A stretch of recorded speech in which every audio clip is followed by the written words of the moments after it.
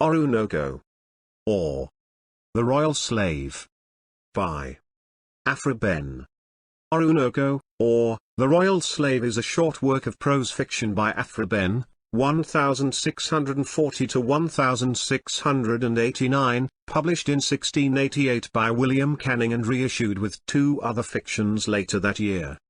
The eponymous hero is an African prince from Coromantia who is tricked into slavery and sold to British colonists in Suriname, where he meets the narrator. Behn's text is a first-person account of his life, love, rebellion, and execution.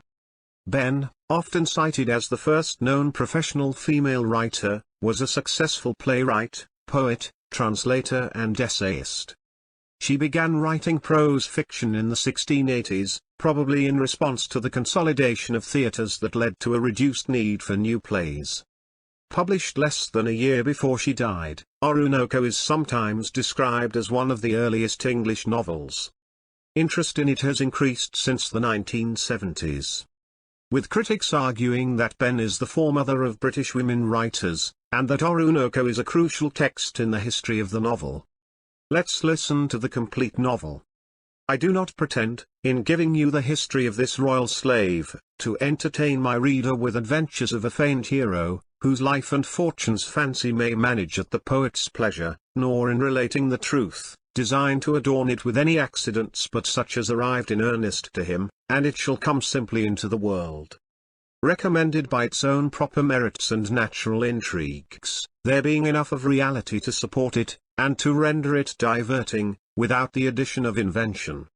I was myself an eyewitness to a great part of what you will find here set down, and what I could not be witness of, I received from the mouth of the chief actor in this history, the hero himself, who gave us the whole transactions of his youth, and though I shall omit, for brevity's sake, 1,000 little accidents of his life, which, however pleasant to us, where history was scarce and adventures very rare, yet might prove tedious and heavy to my reader, in a world where he finds diversions for every minute, new and strange. But we who were perfectly charmed with the character of this great man were curious to gather every circumstance of his life. The scene of the last part of his adventures lies in a colony in America, called Suriname, in the West Indies. But before I give you the story of this gallant slave, 'tis fit I tell you the manner of bringing them to these new colonies, those they make use of their not being natives of the place. For those we live with in perfect amity, without daring to command 'em, but, on the contrary, caress 'em with all the brotherly and friendly affection in the world, trading with them for their fish, venison, buffaloes' skins, and little rarities, as marmosets, a sort of monkey, as big as a rat or weasel, but of marvelous and delicate shape, having face and hands like a human creature, and cusharies, a little beast in the form and fashion of a lion, as big as a kitten, but so exactly made in all parts like that noble beast that it is in miniature.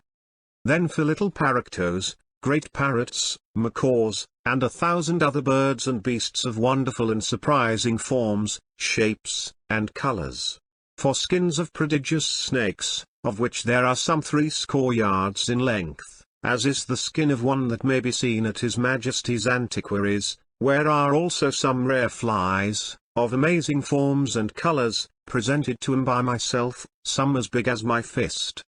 some less, and all of various excellencies, such as art cannot imitate. Then we trade for feathers, which they order into all shapes, make themselves little short habits of 'em and glorious wreaths for their heads, necks, arms, and legs, whose tinctures are unconceivable. I had a set of these presented to me, and I gave them to the king's theatre, and it was the dress of the Indian queen, infinitely admired by persons of quality, and was unimitable. Besides these, 1,000 little knacks and rarities in nature, and some of art, as their baskets, weapons, aprons, etc. We dealt with them with beads of all colors, knives, axes, pins, and needles, which they used only as tools to drill holes within their ears, noses, and lips, where they hang a great many little things, as long beads, bits of tin, brass or silver beat thin, and any shining trinket. The beads they weave into aprons about 1/4 of an ell long, and of the same breadth, working them very prettily in flowers of several colors. which apron they wear just before him, as Adam and Eve did the fig leaves, the men wearing a long stripe of linen, which they deal with thus for. They thread these beads also on long cotton threads, and make girdles to tie their aprons to, which come 20 times, or more, about the waist, and then cross, like a shoulder belt, both ways, and round their necks, arms, and legs. This adornment, with their long black hair, and the face painted in little specks or flowers here and there, makes them a wonderful figure to behold. Some of the beauties, which indeed are finely shaped, as almost all are, and who have pretty features, are charming and novel, for they have all that is called beauty, except the color, which is a reddish yellow, or after a new oiling, which they often use to themselves, they are of the color of a new brick, but smooth, soft, and sleek. They are extreme modest and bashful, very shy, and nice of being touched. And though they are all thus naked, if one lives forever among them there is not to be seen an undecent action, or glance. And being continually used to see one another so unadorned, so like our first parents before the fall,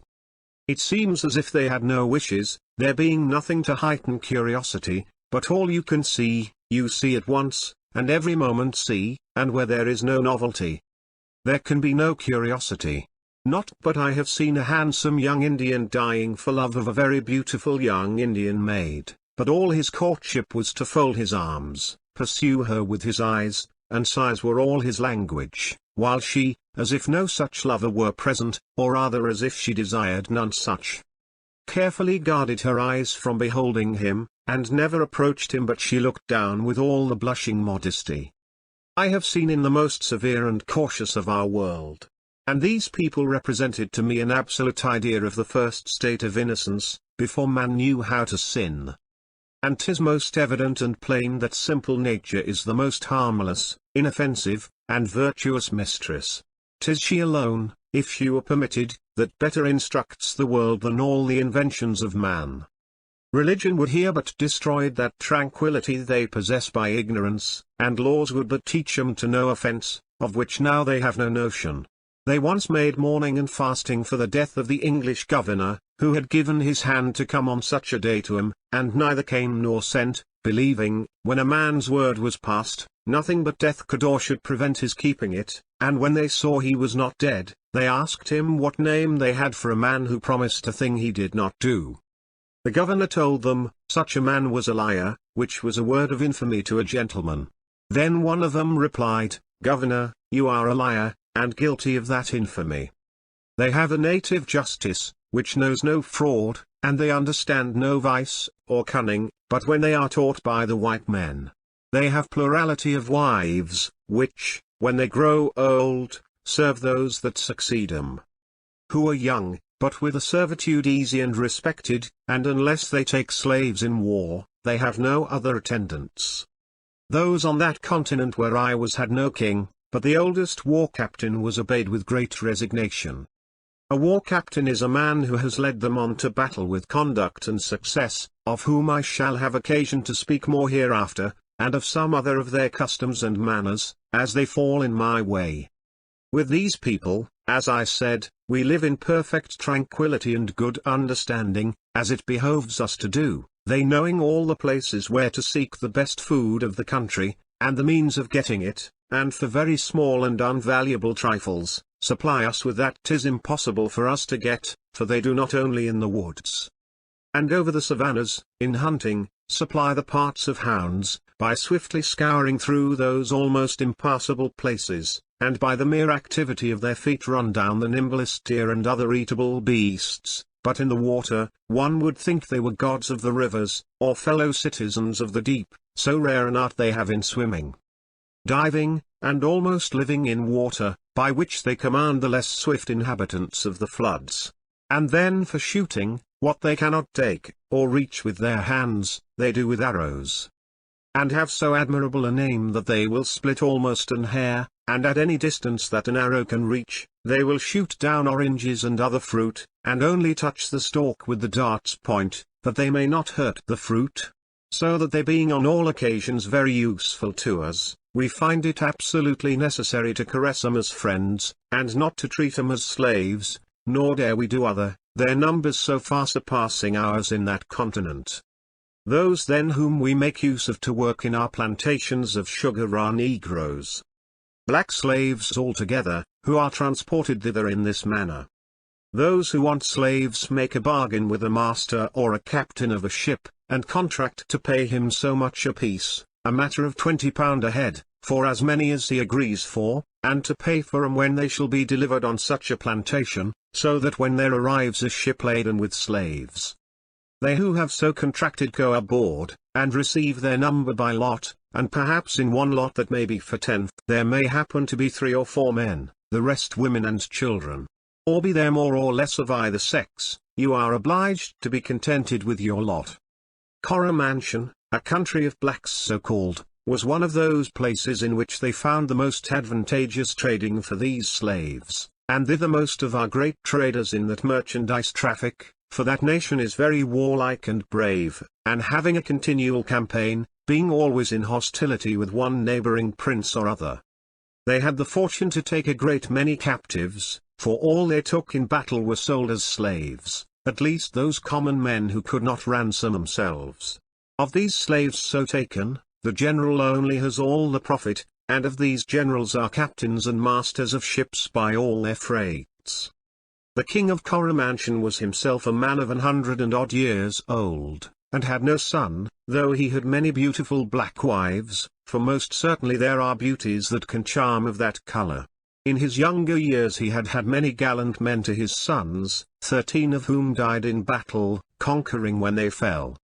And he had only left him for his successor one grandchild, son to one of these dead victors, who, as soon as he could bear a bow in his hand, and a quiver at his back, was sent into the field to be trained up by one of the oldest generals to war, where, from his natural inclination to arms, and the occasions given him, with the good conduct of the old general, he became, at the age of 17, one of the most expert captains and bravest soldiers that ever saw the field of Mars, so that he was adored as the wonder of all that world, and the darling of the soldiers. Besides, he was adorned with a native beauty, so transcending all those of his gloomy race that he struck an awe and reverence even into those that knew not his quality, as he did into me, who beheld him with surprise and wonder, when afterwards he arrived in our world. He had scarce arrived at his 17th year, when, fighting by his side, the general was killed with an arrow in his eye, which the Prince Oroonoko, for so was this gallant Moor called, very narrowly avoided, nor had he, if the general who saw the arrow shot, and perceiving it aimed at the prince, had not bowed his head between, on purpose to receive it in his own body, rather than it should touch that of the prince, and so saved him. 'Twas then, afflicted as Oroonoko was, that he was proclaimed general in the old man's place, and then it was, at the finishing of that war, which had continued for 2 years, that the prince came to court, where he had hardly been a month together, from the time of his 5th year to that of 17.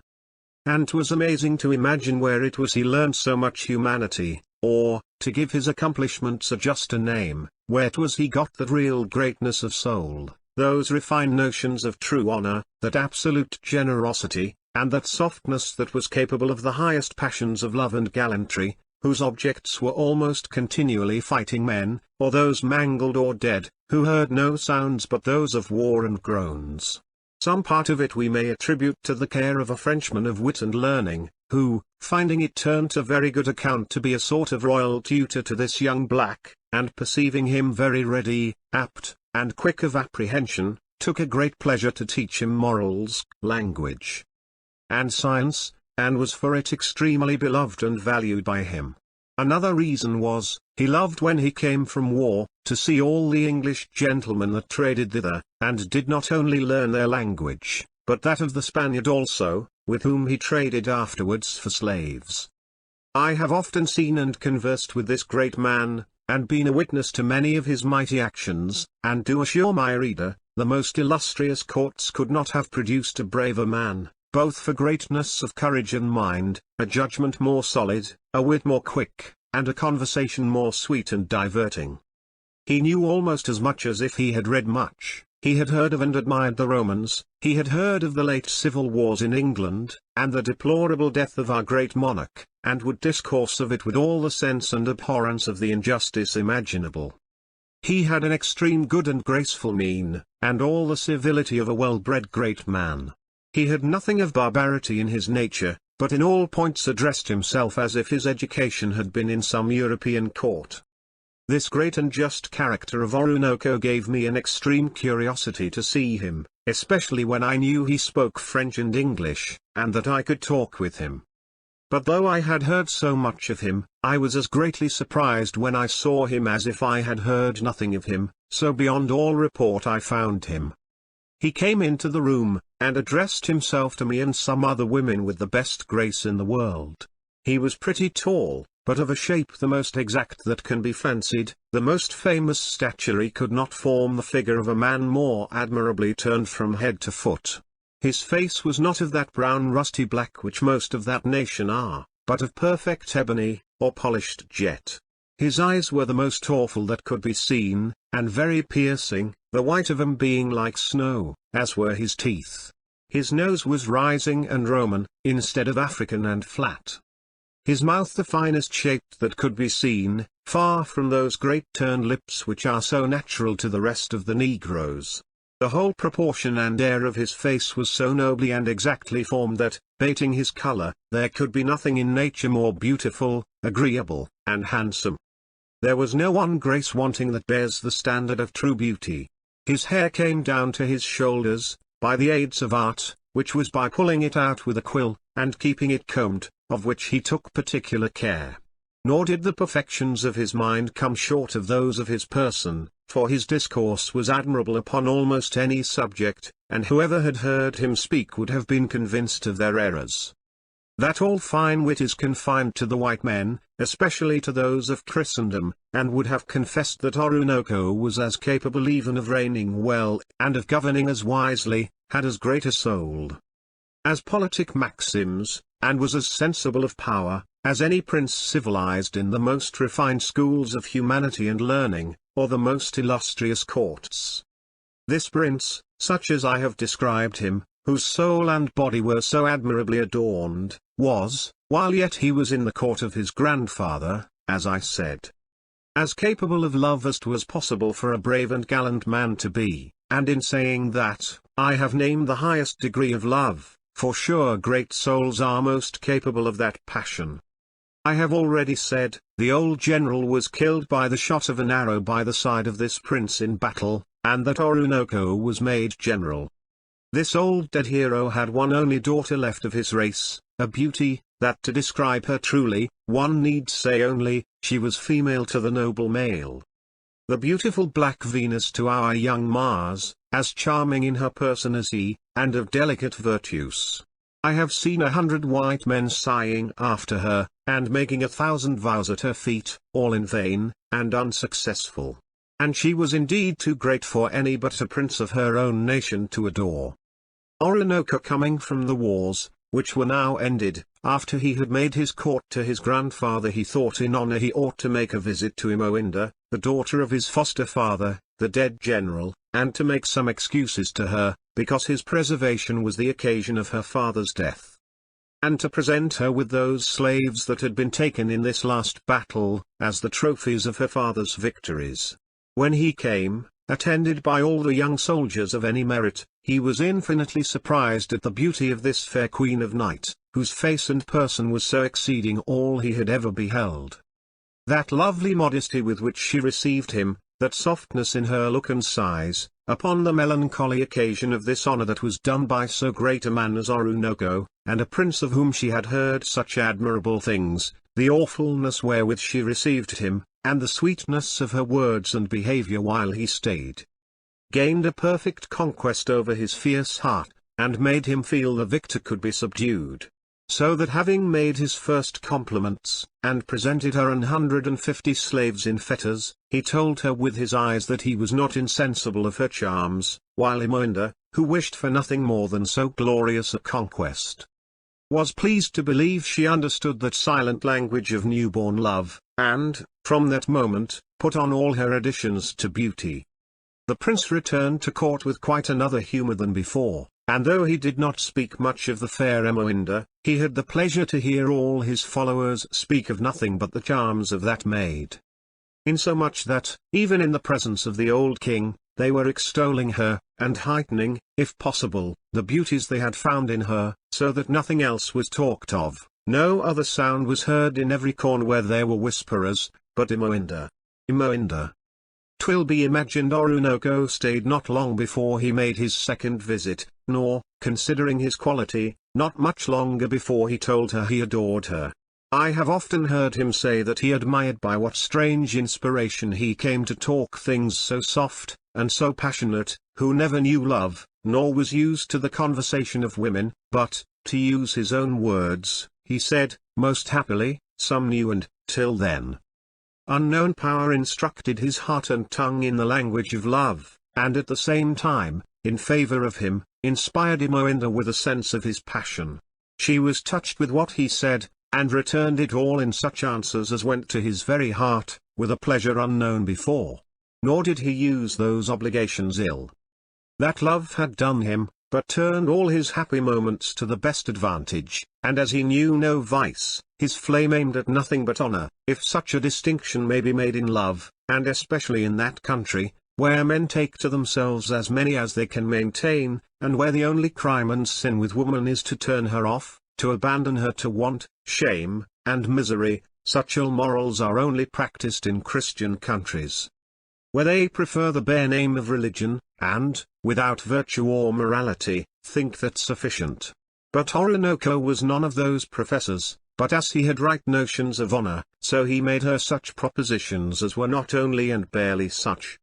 but, contrary to the custom of his country, he made her vows she should be the only woman he would possess while he lived, that no age or wrinkles should incline him to change, for her soul would be always fine, and always young, and he should have an eternal idea in his mind of the charms she now bore, and should look into his heart for that idea, when he could find it no longer in her face. After 1,000 assurances of his lasting flame, and her eternal empire over him, she condescended to receive him for her husband, or rather, received him as the greatest honour the gods could do her. There is a certain ceremony in these cases to be observed, which I forgot to ask how 'twas performed, but 'twas concluded on both sides that, in obedience to him, the grandfather was to be first made acquainted with the design, for they pay a most absolute resignation to the monarch, especially when he is a parent also. On the other side, the old king, who had many wives and many concubines, wanted not court flatterers to insinuate into his heart 1,000 tender thoughts for this young beauty, and who represented her to his fancy as the most charming he had ever possessed in all the long race of his numerous years. At this character, his old heart, like an extinguished brand, most apt to take fire, felt new sparks of love, and began to kindle, and now grown to his second childhood, longed with impatience to behold this gay thing, with whom, alas, he could but innocently play. But how he should be confirmed she was this wonder, before he used his power to call her to court, where maidens never came, unless for the king's private use, he was next to consider, and while he was so doing, he had intelligence brought him that Imoinda was most certainly mistress to the Prince Oroonoko. This gave him some chagrin, however. It gave him also an opportunity, one day, when the prince was a-hunting, to wait on a man of quality, as his slave and attendant, who should go and make a present to Imoinda, as from the prince. He should then, unknown, see this fair maid, and have an opportunity to hear what message she would return the prince for his present, and from thence gather the state of her heart, and degree of her inclination. This was put in execution, and the old monarch saw, and burned, he found her all he had heard, and would not delay his happiness, but found he should have some obstacle to overcome her heart, for she expressed her sense of the present the prince had sent her, in terms so sweet, so soft and pretty, with an air of love and joy that could not be dissembled, insomuch that 'twas past doubt whether she loved Oroonoko entirely. This gave the old king some affliction, but he salved it with this, that the obedience the people pay their king was not at all inferior to what they paid their gods, and what love would not oblige Imoinda to do, duty would compel her to. He was therefore no sooner got to his apartment but he sent the royal veil to Imoinda, that is the ceremony of invitation. He sends the lady he has a mind to honor with his bed, a veil, with which she is covered, and secured for the king's use, and 'tis death to disobey, besides, held a most impious disobedience. 'Tis not to be imagined the surprise and grief that seized the lovely maid at this news and sight. However, as delays in these cases are dangerous, and pleading worse than treason, trembling and almost fainting, she was obliged to suffer herself to be covered and led away. They brought her thus to court, and the king, who had caused a very rich bath to be prepared, was led into it, where he sat under a canopy, in state, to receive this longed-for virgin, whom he having commanded should be brought to him. They, after disrobing her, led her to the bath, and making fast the doors, left her to descend. The king, without more courtship, bade her throw off her mantle, and come to his arms. But Imoinda, all in tears, threw herself on the marble, on the brink of the bath, and besought him to hear her. She told him, as she was a maid, how proud of the divine glory she should have been, of having it in her power to oblige her king, but as by the laws he could not, and from his royal goodness would not, take from any man his wedded wife. So she believed she should be the occasion of making him commit a great sin if she did not reveal her state and condition, and tell him she was another's, and could not be so happy to be his. The king, enraged at this delay, hastily demanded the name of the bold man that had married a woman of her degree without his consent. Imoinda, seeing his eyes fierce, and his hands tremble, whether with age or anger, I know not, but she fancied the last, almost repented she had said so much, for now she feared the storm would fall on the prince. She therefore said 1,000 things to appease the raging of his flame, and to prepare him to hear who it was with calmness, but before she spoke, he imagined who she meant, but would not seem to do so, but commanded her to lay aside her mantle, and suffer herself to receive his caresses, or, by his gods he swore, that happy man whom she was going to name should die, though it were even Oroonoko himself. Therefore, said he, deny this marriage, and swear thyself a maid. That, replied Imoinda, by all our powers I do, for I am not yet known to my husband. 'Tis enough, said the king, 'tis enough both to satisfy my conscience and my heart. And rising from his seat, he went and led her into the bath, it being in vain for her to resist. In this time, the prince, who was returned from hunting, went to visit his Imoinda, but found her gone, and not only so, but heard she had received the royal veil. This raised him to a storm, and in his madness, they had much ado to save him from laying violent hands on himself. Force first prevailed, and then reason. They urged all to him that might oppose his rage. But nothing weighed so greatly with him as the king's old age, incapable of injuring him with Imoinda. He would give way to that hope, because it pleased him most, and flattered best his heart. Yet this served not altogether to make him cease his different passions, which sometimes raged within him, and softened into showers. 'Twas not enough to appease him, to tell him his grandfather was old, and could not that way injure him, while he retained that awful duty which the young men are used there to pay to their grave relations. He could not be convinced he had no cause to sigh and mourn for the loss of a mistress he could not with all his strength and courage retrieve. And he would often cry, "Oh, my friends! Were she in walled cities, or confined from me in fortifications of the greatest strength, did enchantments or monsters detain her from me, I would venture through any hazard to free her, but here, in the arms of a feeble old man, my youth, my violent love, my trade in arms, and all my vast desire of glory, avail me nothing. Imoinda is as irrecoverably lost to me as if she were snatched by the cold arms of death. Oh! She is never to be retrieved. If I would wait tedious years, till fate should bow the old king to his grave, even that would not leave me Imoinda free, but still that custom that makes it so vile a crime for a son to marry his father's wives or mistresses would hinder my happiness. Unless I would either ignobly set an ill precedent to my successors, or abandon my country, and fly with her to some unknown world who never heard our story. But it was objected to him that his case was not the same, for Imoinda being his lawful wife by solemn contract. 'Twas he was the injured man, and might, if he so pleased, take Imoinda back, the breach of the law being on his grandfather's side, and that if he could circumvent him, and redeem her from the Wotan, which is the palace of the king's women, a sort of seraglio, it was both just and lawful for him so to do. This reasoning had some force upon him, and he should have been entirely comforted, but for the thought that she was possessed by his grandfather. However, he loved so well that he was resolved to believe what most favoured his hope, and to endeavour to learn from Imoinda's own mouth, what only she could satisfy him in. Whether she was robbed of that blessing which was only due to his faith and love. But as it was very hard to get a sight of the women, for no man ever entered into the Wotan but when the king went to entertain himself with some one of his wives or mistresses, and 'twas death, at any other time, for any other to go in, so he knew not how to contrive to get a sight of her. While Oroonoko felt all the agonies of love, and suffered under a torment the most painful in the world, the old king was not exempted from his share of affliction. He was troubled for having been forced, by an irresistible passion, to rob his son of a treasure, he knew, could not but be extremely dear to him. Since she was the most beautiful that ever had been seen, and had besides all the sweetness and innocence of youth and modesty,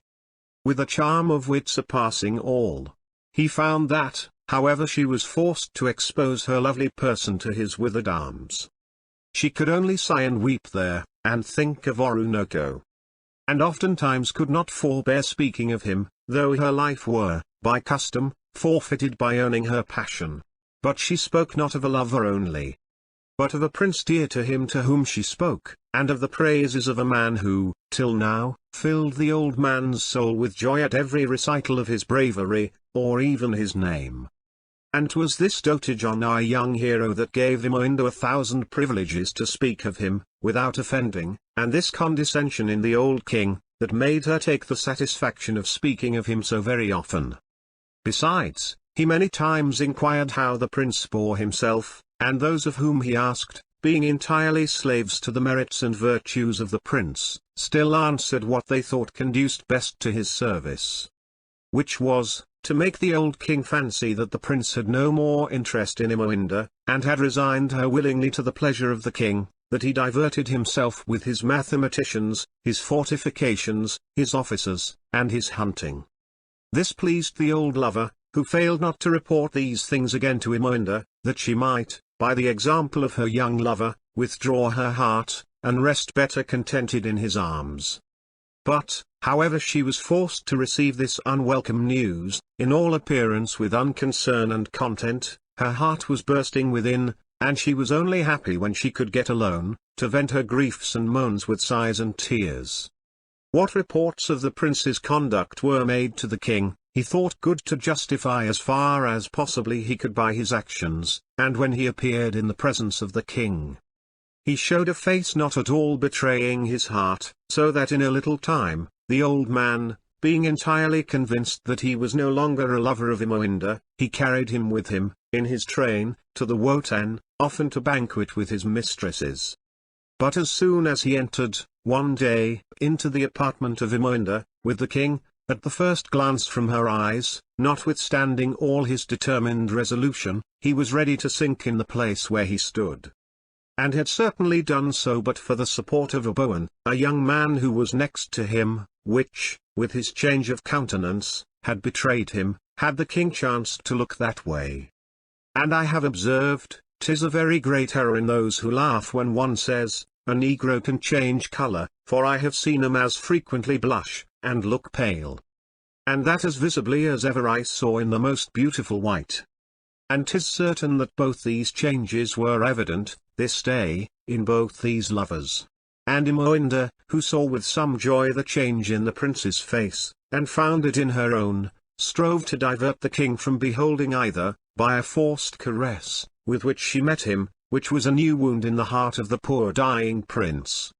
But as soon as the king was busied in looking on some fine thing of Imoinda's making, she had time to tell the prince, with her angry, but love-darting eyes, that she resented his coldness, and bemoaned her own miserable captivity. Nor were his eyes silent, but answered hers again, as much as eyes could do, instructed by the most tender and most passionate heart that ever loved, and they spoke so well, and so effectually. As Imoinda no longer doubted but she was the only delight and darling of that soul, she found pleading in him its right of love, which none was more willing to resign than she. And 'twas this powerful language alone that in an instant conveyed all the thoughts of their souls to each other, that they both found there wanted but opportunity to make them both entirely happy. But when he saw another door opened by Oroonoko, a former old wife of the king's, who now had charge of Imoinda, and saw the prospect of a bed of state made ready, with sweets and flowers for the dalliance of the king, who immediately led the trembling victim from his sight, into that prepared repose, what rage, what wild frenzies seized his heart, which forcing to keep within bounds, and to suffer without noise, it became the more insupportable, and rent his soul with 10,000 pains. He was forced to retire to vent his groans, where he fell down on a carpet, and lay struggling a long time, and only breathing now and then, "O Imoinda." When Oroonoko had finished her necessary affair within, shutting the door, she came forth to wait till the king called, and hearing someone sighing in the other room, she passed on, and found the prince in the deplorable condition, which she thought needed her aid. She gave him cordials, but all in vain. Till finding the nature of his disease, by his sighs, and naming Imoinda, she told him he had not so much cause as he imagined to afflict himself, for if he knew the king so well as she did, he would not lose a moment in jealousy, and that she was confident that Imoinda bore, at this moment, part in his affliction. Behn was of the same opinion, and both together persuaded him to reassume his courage, and all sitting down on the carpet, the prince said so many obliging things to Oroonoko that he half persuaded her to be of his party, and she promised him she would thus far comply with his just desires, that she would let Imoinda know how faithful he was, what he suffered, and what he said. This discourse lasted till the king called, which gave Oroonoko a certain satisfaction, and with the hope Oroonoko had made him conceive, he assumed a look as gay as 'twas possible a man in his circumstances could do, and presently after, he was called in with the rest who waited without. The king commanded music to be brought, and several of his young wives and mistresses came all together by his command, to dance before him, where Imoinda performed her part with an air and grace so surpassing all the rest as her beauty was above them, and received the present ordained as a prize. The prince was every moment more charmed with the new beauties and graces he beheld in this fair one, and while he gazed, and she danced, Oroonoko was retired to a window with Behn. This Oroonoko, as I said, was one of the caste mistresses of the old king, and 'twas these, now past their beauty, that were made guardians or governants to the new and the young ones, and whose business it was to teach them all those wanton arts of love with which they prevailed and charmed heretofore in their turn, and who now treated the triumphing happy ones with all the severity as to liberty and freedom that was possible. In revenge of their honours they robbed them of, envying them those satisfactions, those gallantries and presents, that were once made to themselves, while youth and beauty lasted, and which they now saw pass, as it were regardless by, and paid only to the bloomings. And, certainly, nothing is more afflicting to a decayed beauty than to behold in itself declining charms that were once adored, and to find those caresses paid to new beauties, to which once she laid claim, to hear them whisper, as she passes by, that once was a delicate woman. Those abandoned ladies therefore endeavour to revenge all the despites and decays of time, on these flourishing happy ones. And 'twas this severity that gave Oroonoko 1,000 fears he should never prevail with Oroonoko to see Imoinda. But as I said, she was now retired to a window with Behn. This young man was not only one of the best quality, but a man extremely well made, and beautiful, and coming often to attend the king to the Wotan, he had subdued the heart of the antiquated Oroonoko, which had not forgot how pleasant it was to be in love. And though she had some decays in her face, she had none in her sense and wit, she was there agreeable still, even to Behn's youth, so that he took pleasure in entertaining her with discourses of love. He knew also that to make his court to these she favourites was the way to be great, these being the persons that do all affairs and business at court. He had also observed that she had given him glances more tender and inviting than she had done to others of his quality. And now, when he saw that her favour could so absolutely oblige the prince, he failed not to sigh in her ear, and to look with eyes all soft upon her, and gave her hope that she had made some impressions on his heart. He found her pleased at this, and making 1,000 advances to him, but the ceremony ending, and the king departing, broke up the company for that day, and his conversation. Bowen failed not that night to tell the prince of his success, and how advantageous the service of Oroonoko might be to his amour with Imoinda. The prince was overjoyed with this good news, and besought him if it were possible to caress her so as to engage her entirely, which he could not fail to do, if he complied with her desires, for then, said the prince, her life lying at your mercy, she must grant you the request you make in my behalf. Bowen understood him, and assured him he would make love so effectually that he would defy the most expert mistress of the art to find out whether he dissembled it, or had it really. And 'twas with impatience they waited the next opportunity of going to the Wotan. The wars came on, the time of taking the field approached, and 'twas impossible for the prince to delay his going at the head of his army to encounter the enemy, so that every day seemed a tedious year, till he saw his Imoinda, for he believed he could not live if he were forced away without being so happy. 'Twas with impatience, therefore, that he expected the next visit the king would make, and according to his wish it was not long. The parley of the eyes of these two lovers had not passed so secretly, but an old jealous lover could spy it, or rather, he wanted not flatterers who told him they observed it, so that the prince was hastened to the camp, and this was the last visit he found he should make to the Wotan. He therefore urged Bowen to make the best of this last effort, and to explain himself so to Oroonoko that she, deferring her enjoyment of her young lover no longer, might make way for the prince to speak to Imoinda. The whole affair being agreed on between the prince and Bowen, they attended the king, as the custom was, to the Wotan, where, while the whole company was taken up in beholding the dancing and antic postures the woman royal made, to divert the kind, Oroonoko singled out Bowen, whom she found most pliable to her wish. When she had him where she believed she could not be heard, she sighed to him, and softly cried, "Ah, Bowen! When will you be sensible of my passion? I confess it with my mouth,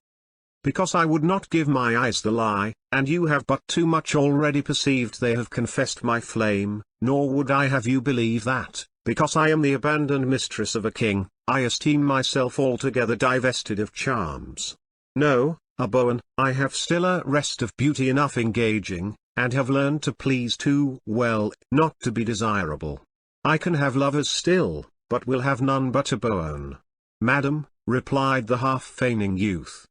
"you have already, by my eyes, found you can still conquer, and I believe 'tis in pity of me you condescend to this kind confession. But, madam, words are used to be so small a part of our country courtship that 'tis rare one can get so happy an opportunity as to tell one's heart, and those few minutes we have are forced to be snatched for more certain proofs of love than speaking and sighing, and such I languish for."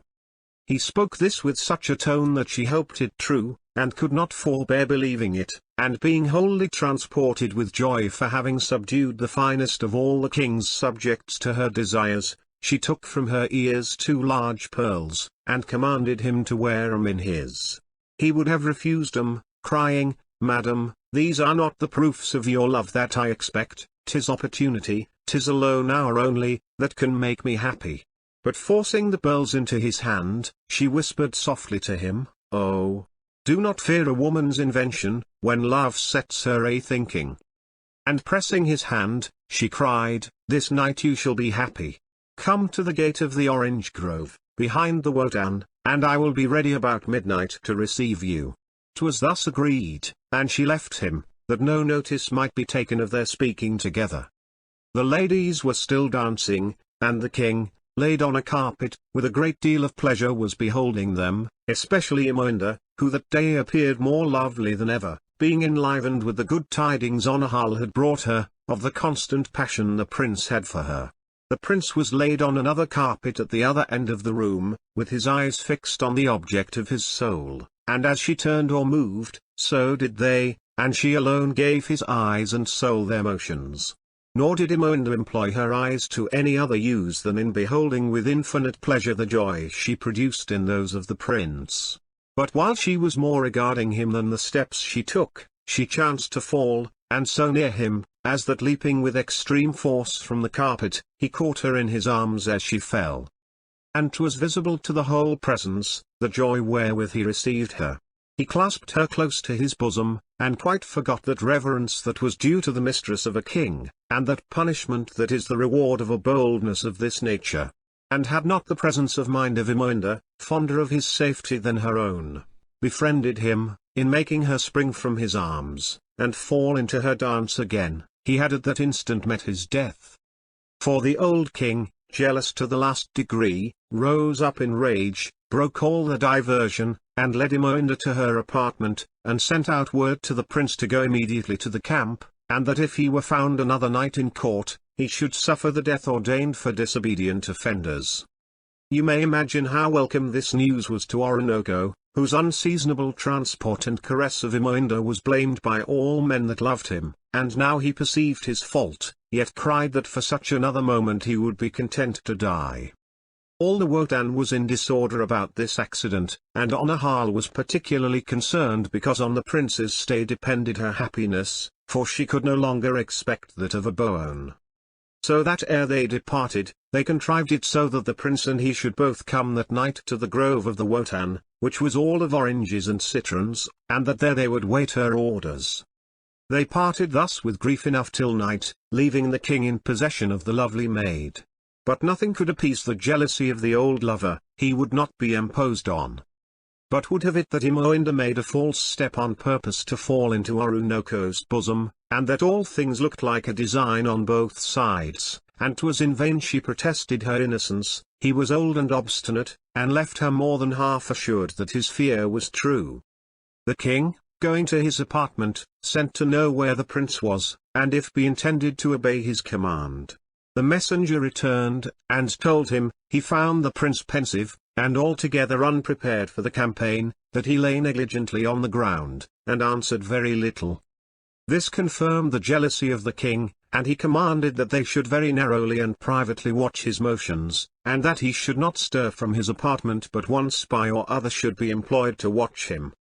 So that the hour approaching wherein he was to go to the citron grove and taking only a Boan along with him, he leaves his apartment, and was watched to the very gate of the Wotan, where he was seen to enter, and where they left him, to carry back the tidings to the king. Oroonoko and a Boan were no sooner entered but Oroonoko led the prince to the apartment of Imoinda, who, not knowing anything of her happiness, was laid in bed. But Oroonoko only left him in her chamber, to make the best of his opportunity, and took her dear Boan to her own, where he showed the height of complaisance for his prince, when, to give him an opportunity, he suffered himself to be caressed in bed by Oroonoko. The prince softly wakened Imoinda, who was not a little surprised with joy to find him there, and yet she trembled with 1,000 fears. I believe he omitted saying nothing to this young maid that might persuade her to suffer him to seize his own, and take the rights of love. And I believe she was not long resisting those arms where she so longed to be, and having opportunity, night, and silence, youth, love, and desire, he soon prevailed, and ravished in a moment what his old grandfather had been endeavoring for so many months. 'Tis not to be imagined the satisfaction of these two young lovers, nor the vows she made him, that she remained a spotless maid till that night, and that what she did with his grandfather had robbed him of no part of her virgin honor, the gods, in mercy and justice, having reserved that for her plighted lord, to whom of right it belonged. And 'tis impossible to express the transports he suffered, while he listened to a discourse so charming from her loved lips, and clasped that body in his arms, for whom he had so long languished, and nothing now afflicted him but his sudden departure from her, for he told her the necessity, and his commands, but should depart satisfied in this, that since the old king had hitherto not been able to deprive him of those enjoyments which only belonged to him, he believed for the future he would be less able to injure him, so that, abating the scandal of the veil, which was no otherwise so than that she was wife to another, he believed her safe, even in the arms of the king, and innocent, yet would he have ventured at the conquest of the world, and have given it all, to have had her avoided that honour of receiving the royal veil. 'Twas thus, between 1,000 caresses, that both bemoaned the hard fate of youth and beauty, so liable to that cruel promotion. 'Twas a glory that could well have been spared here, though desired and aimed at by all the young females of that kingdom.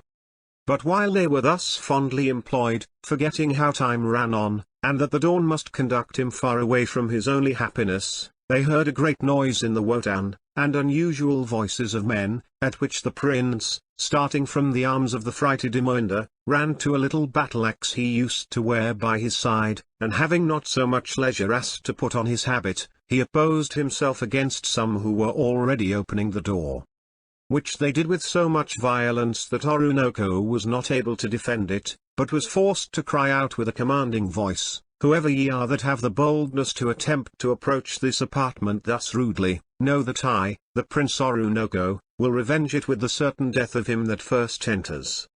Therefore, stand back, and know, this place is sacred to love and me this night, tomorrow 'tis the king's." This he spoke with a voice so resolved and assured that they soon retired from the door, but cried, "'Tis by the king's command we are come, and being satisfied by thy voice, O prince, as much as if we had entered, we can report to the king the truth of all his fears, and leave thee to provide for thy own safety, as thou art advised by thy friends." At these words they departed, and left the prince to take a short and sad leave of his Imoinda, who, trusting in the strength of her charms, believed she should appease the fury of a jealous king, by saying she was surprised, and that it was by force of arms he got into her apartment. All her concern now was for his life. And therefore she hastened him to the camp, and with much ado prevailed on him to go. Nor was it she alone that prevailed, Behn and Onahal both pleaded, and both assured him of a lie that should be well enough contrived to secure Imoinda. So that at last, with a heart sad as death, dying eyes, and sighing soul, Oroonoko departed, and took his way to the camp. It was not long after, the king in person came to the Wotan, where beholding Imoinda, with rage in his eyes, he upbraided her wickedness and perfidy, and threatening her royal lover, she fell on her face at his feet, bedewing the floor with her tears, and imploring his pardon for a fault which she had not with her will committed. As Onahal, who was also prostrate with her, could testify, that, unknown to her, he had broke into her apartment, and ravished her. She spoke this much against her conscience, but to save her own life, 'twas absolutely necessary she should feign this falsity. She knew it could not injure the prince, he being fled to an army that would stand by him against any injuries that should assault him. However, this last thought, of Imoinda's being ravished, changed the measures of his revenge, and whereas before he designed to be himself her executioner, he now resolved she should not die. But as it is the greatest crime in nature amongst them to touch a woman after having been possessed by a son, a father, or a brother, so now he looked on Imoinda as a polluted thing, wholly unfit for his embrace. Nor would he resign her to his grandson, because she had received the royal veil. He therefore removes her from the Wotan, with Onahal, whom he put into safe hands, with order they should be both sold off as slaves to another country, either Christian or heathen, 'twas no matter where. This cruel sentence, worse than death, they implored might be reversed, but their prayers were vain, and it was put in execution accordingly, and that with so much secrecy that none, either without or within the Wotan, knew anything of their absence or their destiny. The old king nevertheless executed this with a great deal of reluctancy, but he believed he had made a very great conquest over himself when he had once resolved, and had performed what he resolved. He believed now that his love had been unjust, and that he could not expect the gods, or captain of the clouds, as they call the unknown power, would suffer a better consequence from so ill a cause. He now begins to hold Oroonoko excused, and to say, he had reason for what he did, and now everybody could assure King how passionately Imoinda was beloved by the prince, even those confessed it now who said the contrary before his flame was not abated. So that the king being old, and not able to defend himself in war, and having no sons of all his race remaining alive, but only this, to maintain him on his throne, and looking on this as a man disobliged, first by the rape of his mistress, or rather wife. And now by depriving him wholly of her, he feared, might make him desperate, and do some cruel thing, either to himself or his old grandfather the offender. He began to repent him extremely of the contempt he had, in his rage, put on Imoinda. Besides, he considered he ought in honor to have killed her for this offense, if it had been one. He ought to have had so much value and consideration for a maid of her quality as to have nobly put her to death, and not to have sold her like a common slave, the greatest revenge, and the most disgraceful of any, and to which they 1,000 times prefer death, and implore it, as Imoinda did, but could not obtain that honor. Seeing therefore it was certain that Oroonoko would highly resent this affront, he thought good to make some excuse for his rashness to him, and to that end, he sent a messenger to the camp, with orders to treat with him about the matter, to gain his pardon, and to endeavor to mitigate his grief, but that by no means he should tell him she was sold, but secretly put to death, for he knew he should never obtain his pardon for the other.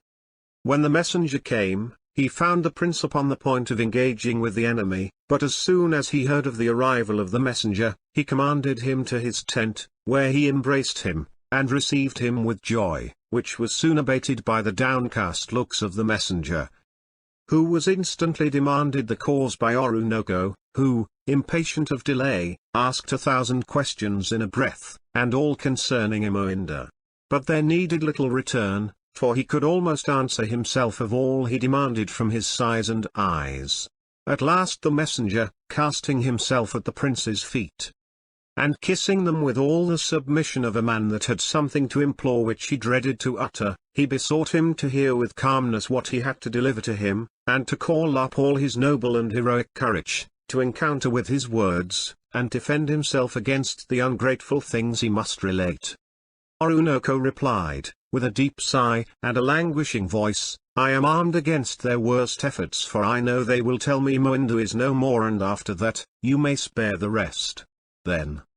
commanding him to rise, he laid himself on a carpet, under a rich pavilion, and remained a good while silent, and was hardly heard to sigh. When he was come a little to himself, the messenger asked him leave to deliver that part of his embassy which the prince had not yet divined, and the prince cried, I permit thee.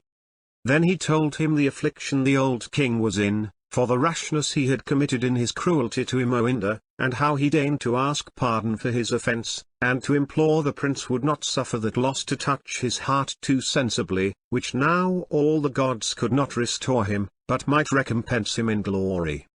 Which he begged he would pursue, and that death, that common revenger of all injuries, would soon even the account between him and a feeble old man. Oroonoko bade him return his duty to his lord and master, and to assure him, there was no account of revenge to be adjusted between them. If there were, 'twas he was the aggressor, and that death would be just, and, maugre his age, would see him righted, and he was contented to leave his share of glory to youths more fortunate and worthy of that favor from the gods. That henceforth he would never lift a weapon, or draw a bow, but abandon the small remains of his life to sighs and tears, and the continual thoughts of what his lord and grandfather had thought good to send out of the world, with all that youth, that innocence and beauty. After having spoken this, whatever his greatest officers and men of the best rank could do, they could not raise him from the carpet, or persuade him to action and resolutions of life. But commanding all to retire, he shut himself into his pavilion all that day, while the enemy was ready to engage, and wondering at the delay, the whole body of the chief of the army then addressed themselves to him, and to whom they had much ado to get admittance. They fell on their faces at the foot of his carpet, where they lay, and besought him with earnest prayers and tears to lead them forth to battle and not let the enemy take advantages of them, and implored him to have regard to his glory, and to the world, that depended on his courage and conduct.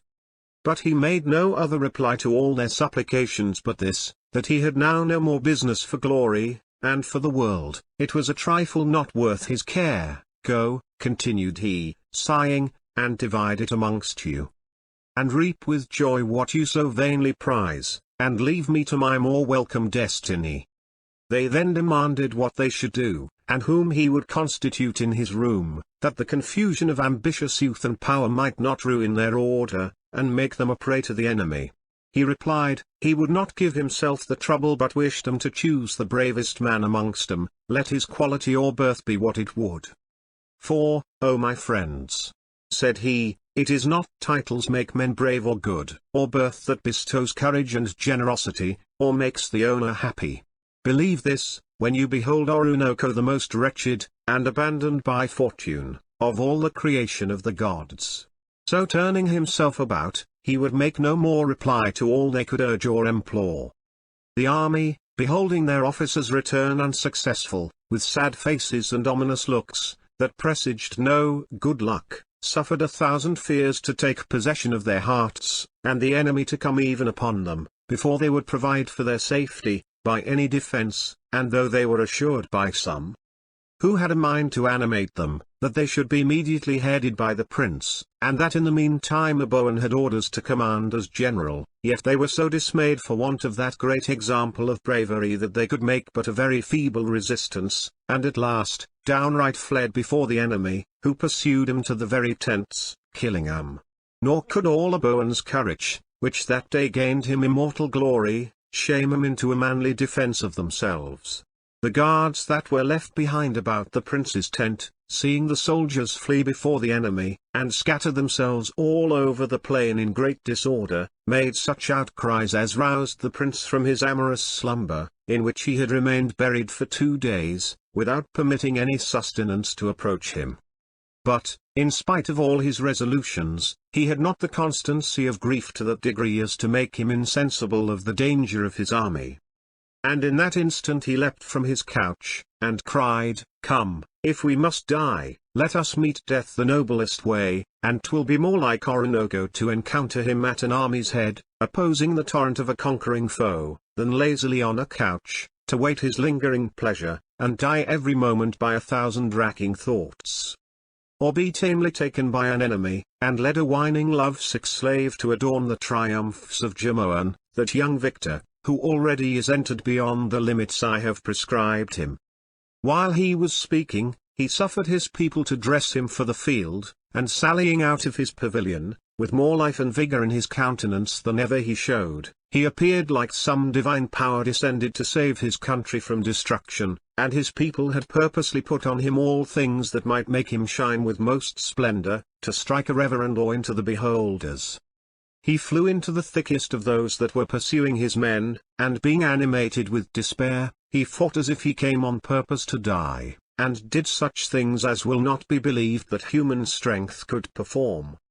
And such as soon inspired all the rest with new courage and new order. And now it was that they began to fight indeed, and so, as if they would not be outdone even by their adored hero, who turning the tide of the victory, changing absolutely the fate of the day, gained an entire conquest, and Oroonoko having the good fortune to single out Jimoan, he took him prisoner with his own hand, having wounded him almost to death.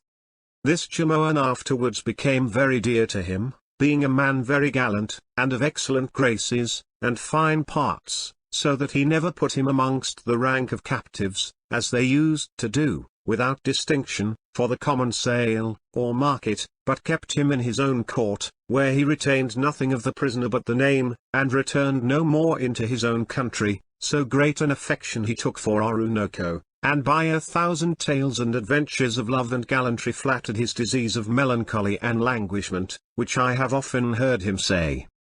had certainly killed him but for the conversation of this prince and Bowen, and the French governor he had from his childhood, of whom I have spoken before, and who was a man of admirable wit,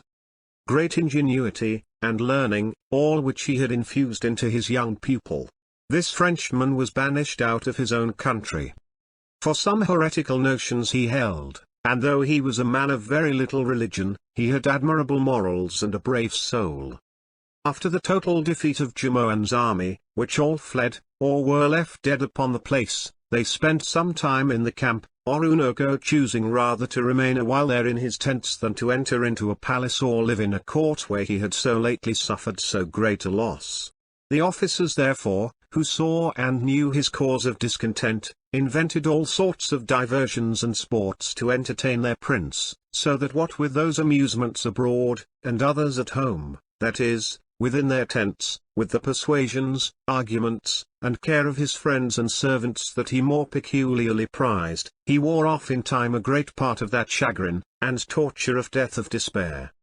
which the first effects of Imoinda's death had given him, insomuch as having received 1,000 kind embassies from the king, and invitation to return to court, he obeyed, though with no little reluctancy, and when he did so, there was a visible change in him, and for a long time he was much more melancholy than before. But time lessens all extremes, and reduces them to mediums and unconcern, but no motives of beauties, though all endeavoured it, could engage him in any sort of amour, though he had all the invitations to it, both from his own youth and others' ambitions and designs. Oroonoko was no sooner returned from this last conquest, and received at court with all the joy and magnificence that could be expressed to a young victor, who was not only returned triumphant, but beloved like a deity, than there arrived in the port an English ship. The master of it had often before been in these countries, and was very well known to Oroonoko, with whom he had trafficked for slaves, and had used to do the same with his predecessors. This commander was a man of a finer sort of address and conversation, better bred, and more engaging, than most of that sort of men are, so that he seemed rather never to have been bred out of a court than almost all his life at sea. This captain therefore was always better received at court than most of the traders to those countries were, and especially by Oroonoko, who was more civilized, according to the European mode, than any other had been, and took more delight in the white nations, and, above all, men of parts and wit. To this captain he sold abundance of his slaves, and for the favour and esteem he had for him, made him many presents, and obliged him to stay at court as long as possibly he could, which the captain seemed to take as a very great honour done him, entertaining the prince every day with globes and maps, and mathematical discourses and instruments, eating, drinking, hunting, and living with him with so much familiarity that it was not to be doubted but he had gained very greatly upon the heart of this gallant young man. And the captain in return of all these mighty favours, besought the prince to honour his vessel with his presence some day or other at dinner, before he should set sail, which he condescended to accept, and appointed his day. The captain, on his part, failed not to have all things in a readiness, in the most magnificent order he could possibly, and the day being come, the captain, in his boat, richly adorned with carpets and velvet cushions, rowed to the shore to receive the prince, with another long boat, where was placed all his music and trumpets, with which Oroonoko was extremely delighted.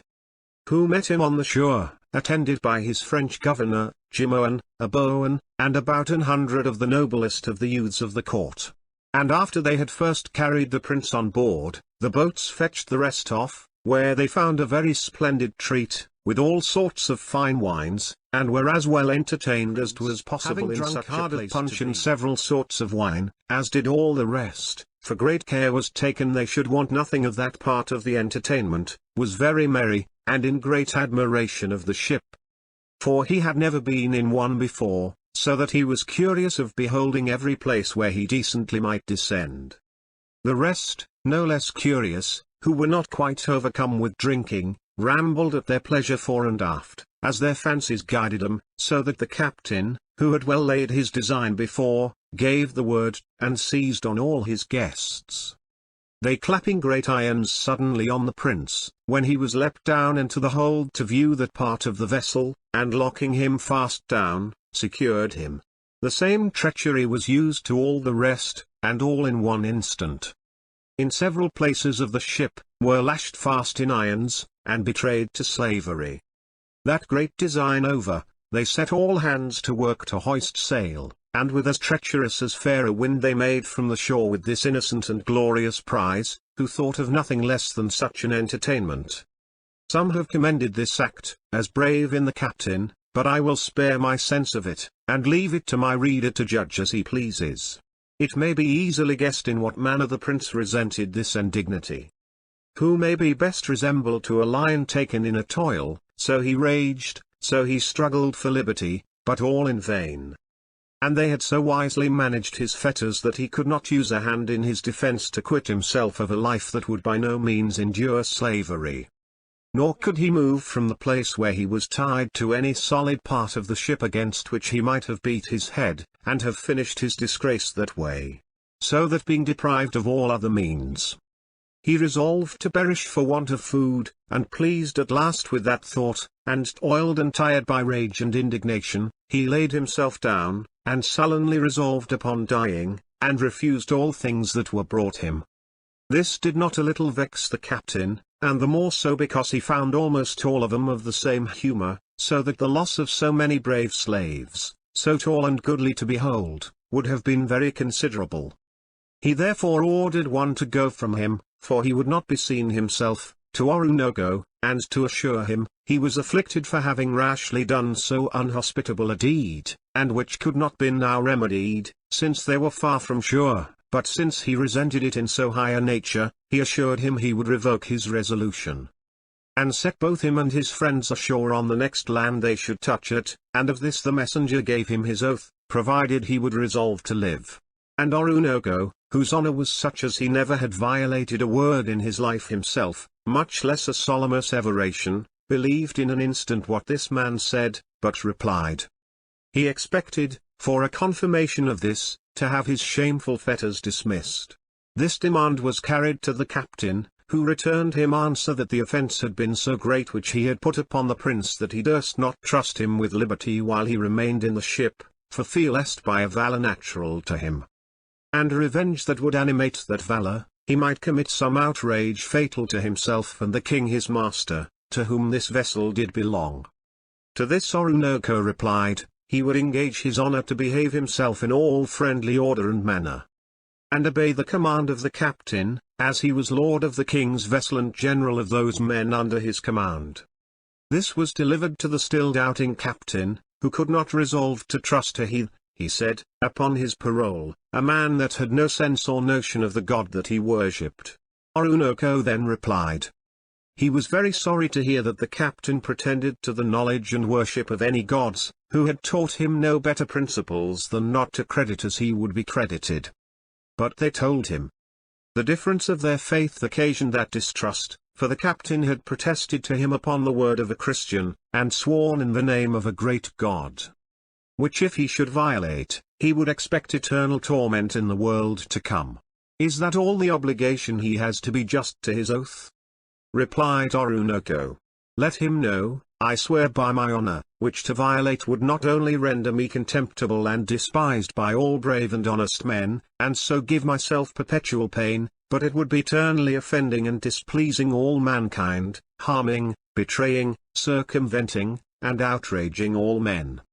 But punishments hereafter are suffered by one's self, and the world takes no cognizance whether this god of revengedom, or not. 'Tis done so secretly, and deferred so long, while the man of no honour suffers every moment the scorn and contempt of the honester world, and dies every day ignominiously in his fame. Which is more valuable than life? I speak not this to move belief, but to show you how you mistake, when you imagine that he who will violate his honour will keep his word with his gods. So, turning from him with a disdainful smile, he refused to answer him, when he urged him to know what answer he should carry back to his captain, so that he departed without saying any more. The captain pondering and consulting what to do, it was concluded that nothing but Oroonoko's liberty would encourage any of the rest to eat, except the Frenchman, whom the captain could not pretend to keep prisoner, but only told him he was secured because he might act something in favour of the prince, but that he should be freed as soon as they came to land. So that they concluded it wholly necessary to free the prince from his irons, that he might show himself to the rest, that they might have an eye upon him, and that they could not fear a single man. This being resolved, to make the obligation the greater, the captain himself went to Oroonoko, where, after many compliments and assurances of what he had already promised, he receiving from the prince his parole, and his hand, for his good behaviour, dismissed his irons, and brought him to his own cabin, where, after having treated and reposed him a while, for he had neither eat nor slept in 4 days before, he besought him to visit those obstinate people in chains, who refused all manner of sustenance, and entreated him to oblige them to eat, and assure them of that liberty on the first opportunity. Oroonoko, who was too generous not to give credit to his words, showed himself to his people, who were transported with excess of joy at the sight of their darling prince, falling at his feet, and kissing and embracing him, believing, as some divine oracle, all he assured them. But he besought them to bear their chains with that bravery that became those whom he had seen act so nobly in arms, and that they could not give him greater proofs of their love and friendship. Since 'twas all the security the captain, his friend, could have, against the revenge, he said, they might possibly justly take, for the injuries sustained by him. And they all, with one accord, assured him, they could not suffer enough, when it was for his repose and safety. After this, they no longer refused to eat, but took what was brought them, and were pleased with their captivity, since by it they hoped to redeem the prince, who, all the rest of the voyage, was treated with all the respect due to his birth, though nothing could divert his melancholy, and he would often sigh for Imoinda, and think this a punishment due to his misfortune, in having left that noble maid behind him, that fatal night, in the Wodan, when he fled to the camp. Possessed with 1,000 thoughts of past joys with this fair young person, and 1,000 griefs for her eternal loss, he endured a tedious voyage, and at last arrived at the mouth of the river of Suriname, a colony belonging to the King of England, and where they were to deliver some part of their slaves. There the merchants and gentlemen of the country going on board, to demand those lots of slaves they had already agreed on, and, amongst those, the overseers of those plantations where I then chanced to be, the captain, who had given the word, ordered his men to bring up those noble slaves in fetters, whom I have spoken of. And having put them, some in one, and some in other lots, with women and children, which they call pickaninnies, they sold them off, as slaves, to several merchants and gentlemen, not putting any two in one lot, because they would separate far from each other, nor daring to trust 'em together, lest rage and courage should put 'em upon contriving some great action, to the ruin of the colony. Oroonoko was first seized on, and sold to our overseer, who had the first lot, with 17 more of all sorts and sizes, but not one of quality with him. When he saw this, he found what they meant, for, as I said, he understood English pretty well, and being wholly unarmed and defenseless, so as it was in vain to make any resistance, he only beheld the captain with a look all fierce and disdainful, upbraiding him with eyes that forced blushes on his guilty cheeks. He only cried in passing over the side of the ship, "Farewell, sir, 'tis worth my sufferings to gain so true a knowledge both of you and of your gods by whom you swear." And desiring those that held him to forbear their pains, and telling him he would make no resistance,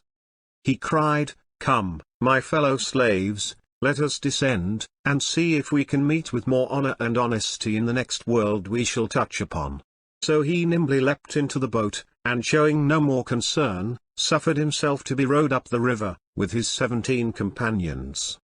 The gentleman that bought him was a young Cornish gentleman whose name was Treffry, a man of great wit and fine learning, and was carried into those parts by the Lord Governor, to manage all his affairs. He, reflecting on the last words of Oroonoko to the captain, and beholding the richness of his vest, no sooner came into the boat but he fixed his eyes on him, and finding something so extraordinary in his face, his shape and mien, a greatness of look, and haughtiness in his air, and finding he spoke English, had a great mind to be inquiring into his quality and fortune, which, though Oroonoko endeavored to hide, by only confessing he was above the rank of common slaves,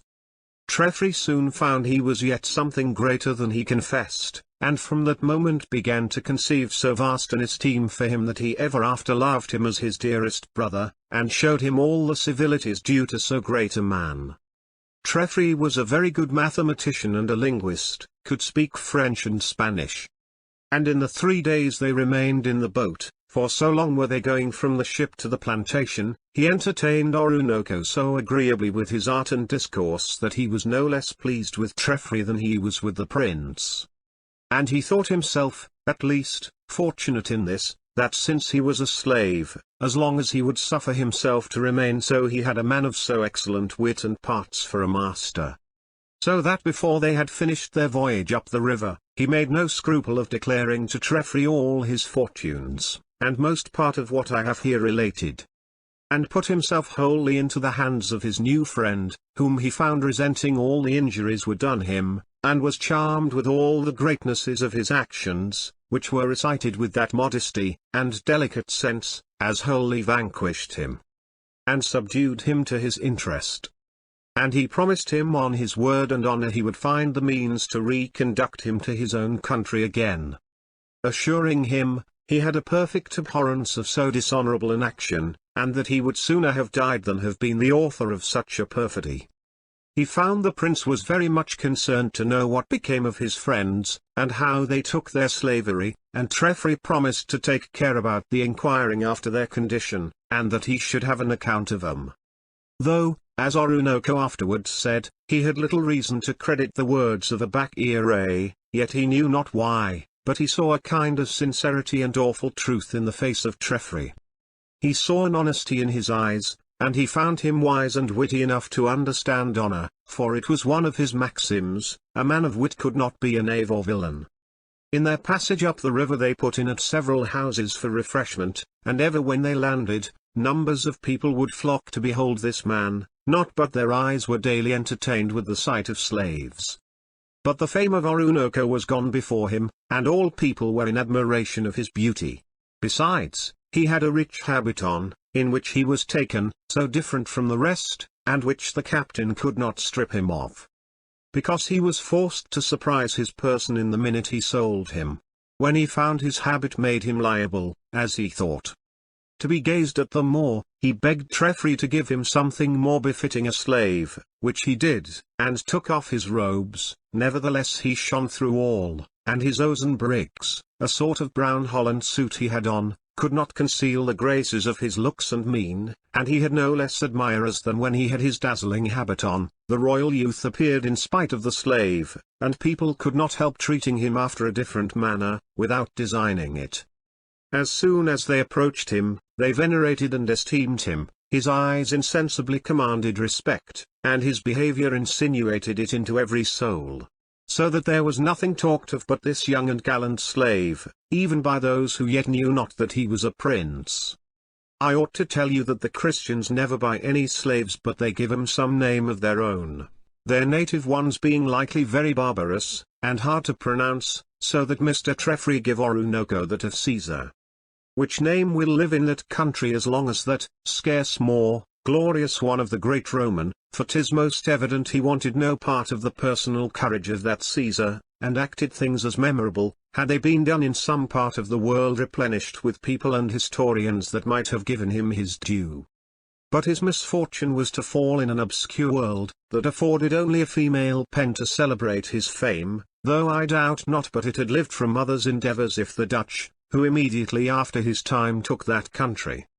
had not killed, banished, and dispersed all those that were capable of giving the world this great man's life much better than I have done. And Mr. Treffry, who designed it, died before he began it, and bemoaned himself for not having undertook it in time. For the future, therefore, I must call Oroonoko Caesar, since by that name only he was known in our western world, and by that name he was received on shore at Parham House, where he was destined a slave. But if the king himself, God bless him, had come ashore, there could not have been greater expectation by all the whole plantation,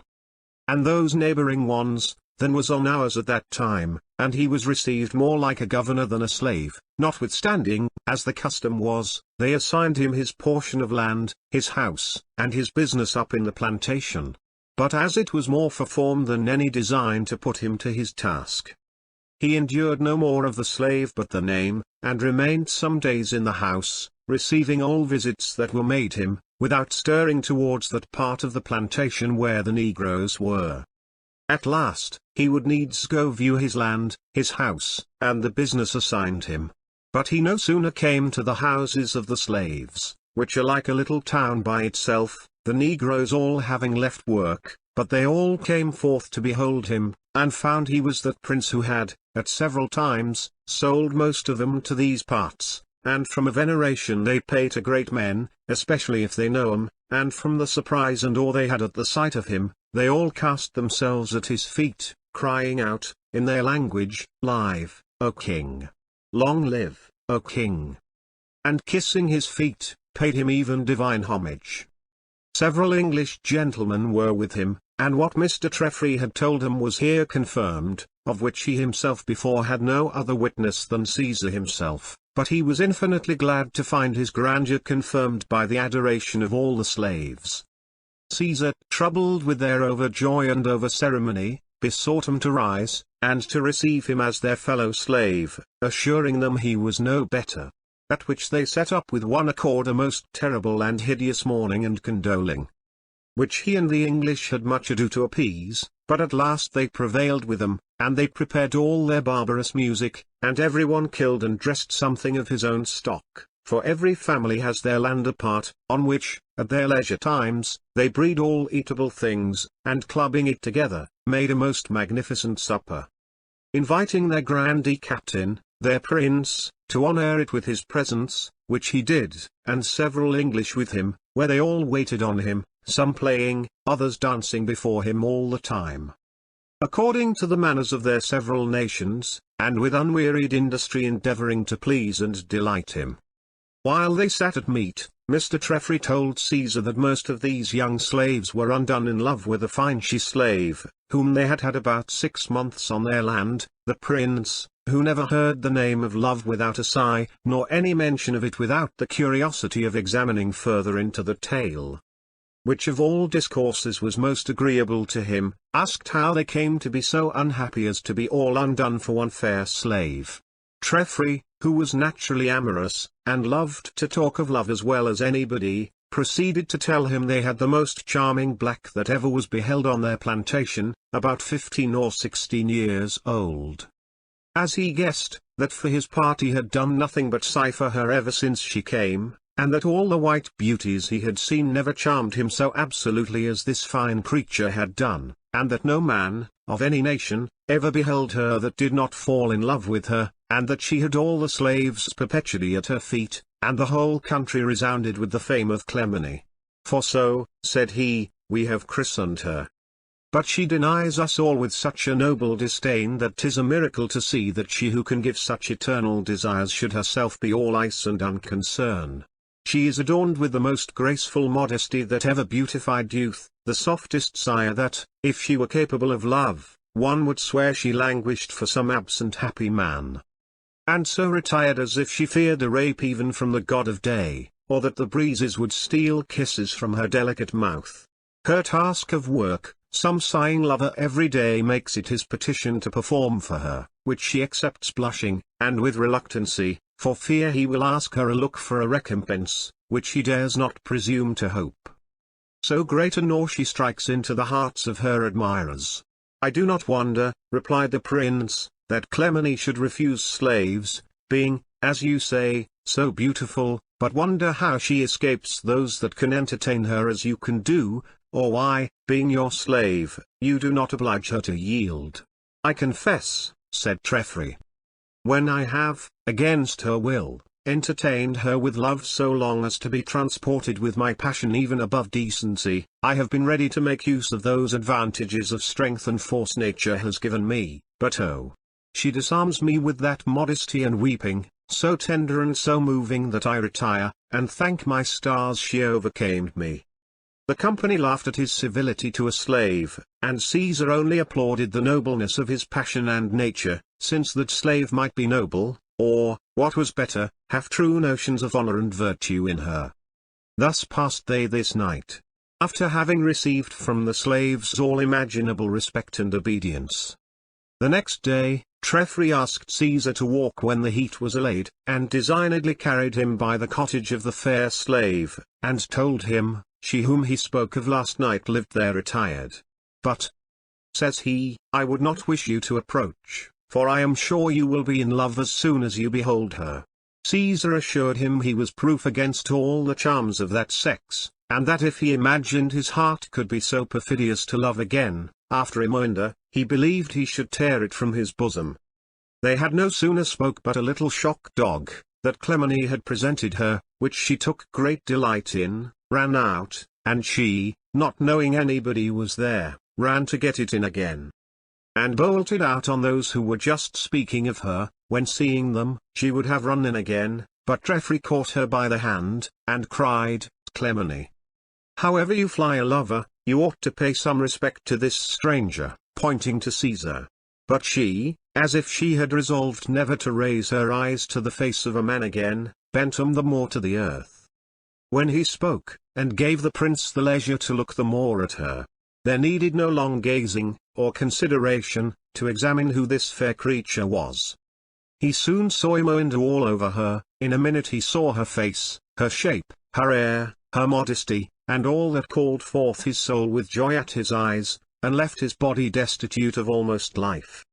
It stood without motion, and for a minute knew not that it had a being, and, I believe, he had never come to himself, so oppressed he was with overjoy, if he had not met with this allay, that he perceived Imoinda fall dead in the hands of Geoffrey. This awakened him, and he ran to her aid, and caught her in his arms, where by degrees she came to herself. And 'tis needless to tell with what transports, what ecstasies of joy, they both awhile beheld each other, without speaking, then snatched each other to their arms, then gazed again, as if they still doubted whether they possessed the blessing they grasped, but when they recovered their speech, 'tis not to be imagined what tender things they expressed to each other. Wondering what strange fate had brought them again together, they soon informed each other of their fortunes, and equally bewailed their fate, but at the same time they mutually protested that even fetters and slavery were soft and easy, and would be supported with joy and pleasure while they could be so happy to possess each other,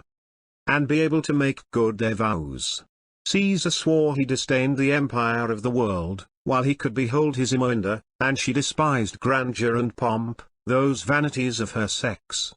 When she could gaze on Oroonoko, he adored the very cottage where she resided, and said, that little inch of the world would give him more happiness than all the universe could do, and she vowed, it was a palace while adorned with the presence of Oroonoko. Geoffrey was infinitely pleased with this novel, and found this Clemeny was the fair mistress of whom Caesar had before spoke, and was not a little satisfied that heaven was so kind to the prince as to sweeten his misfortunes by so lucky an accident, and leaving the lovers to themselves, was impatient to come down to Parham House, which was on the same plantation, to give me an account of what had happened. I was as impatient to make these lovers a visit, having already made a friendship with Caesar, and from his own mouth learned what I have related, which was confirmed by his Frenchman, who was set on shore to seek his fortune, and of whom they could not make a slave, because a Christian. And he came daily to Parham Hill to see and pay his respects to his pupil Prince. So that concerning and interesting myself in all that related to Caesar, whom I had assured of liberty as soon as the governor arrived, I hasted presently to the place where these lovers were, and was infinitely glad to find this beautiful young slave, who had already gained all our esteems, for her modesty and her extraordinary prettiness, to be the same I had heard Caesar speak so much of. One may imagine then we paid her a treble respect, and though from her being carved in fine flowers and birds all over her body, we took her to be of quality before, yet when we knew Clemeny was Imoinda, we could not enough admire her. I had forgot to tell you that those who are nobly born of that country are so delicately cut and raised all over the forepart of the trunk of their bodies that it looks as if it were japanned. The works being raised like high point round the edges of the flowers. Some are only carved with a little flower, or bird, at the sides of the temples, as was Caesar, and those who are so carved over the body resemble our ancient Picts that are figured in the chronicles, but these carvings are more delicate. From that happy day Caesar took Clemeny for his wife, to the general joy of all people, and there was as much magnificence as the country would afford at the celebration of this wedding, and in a very short time after she conceived with child, which made Caesar even adore her, knowing he was the last of his great race.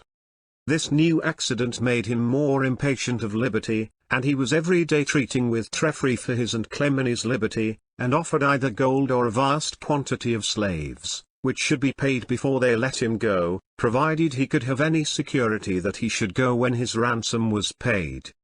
They fed him from day to day with promises, and delayed him till the Lord Governor should come, so that he began to suspect them of falsehood, and that they would delay him till the time of his wife's delivery, and make a slave of that too, for all the breed is theirs to whom the parents belong. This thought made him very uneasy, and his sullenness gave them some jealousies of him, so that I was obliged, by some persons who feared a mutiny, which is very fatal sometimes in those colonies that abound so with slaves, that they exceed the whites in vast numbers,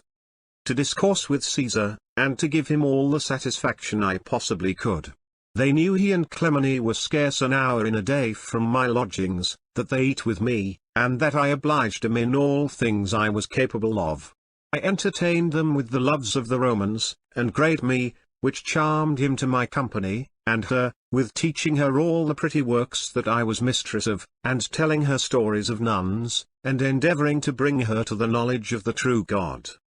But of all discourses, Caesar liked that the worst, and would never be reconciled to our notions of the Trinity, of which he ever made a jest. It was a riddle, he said, would turn his brain to conceive, and one could not make him understand what faith was. However, these conversations failed not altogether so well to divert him that he liked the company of us women much above the men, for he could not drink, and he is but an ill companion in that country that cannot. So that obliging him to love us very well, we had all the liberty of speech with him, especially myself, whom he called his great mistress, and indeed my word would go a great way with him. For these reasons I had opportunity to take notice to him that he was not well pleased of late, as he used to be, was more retired and thoughtful.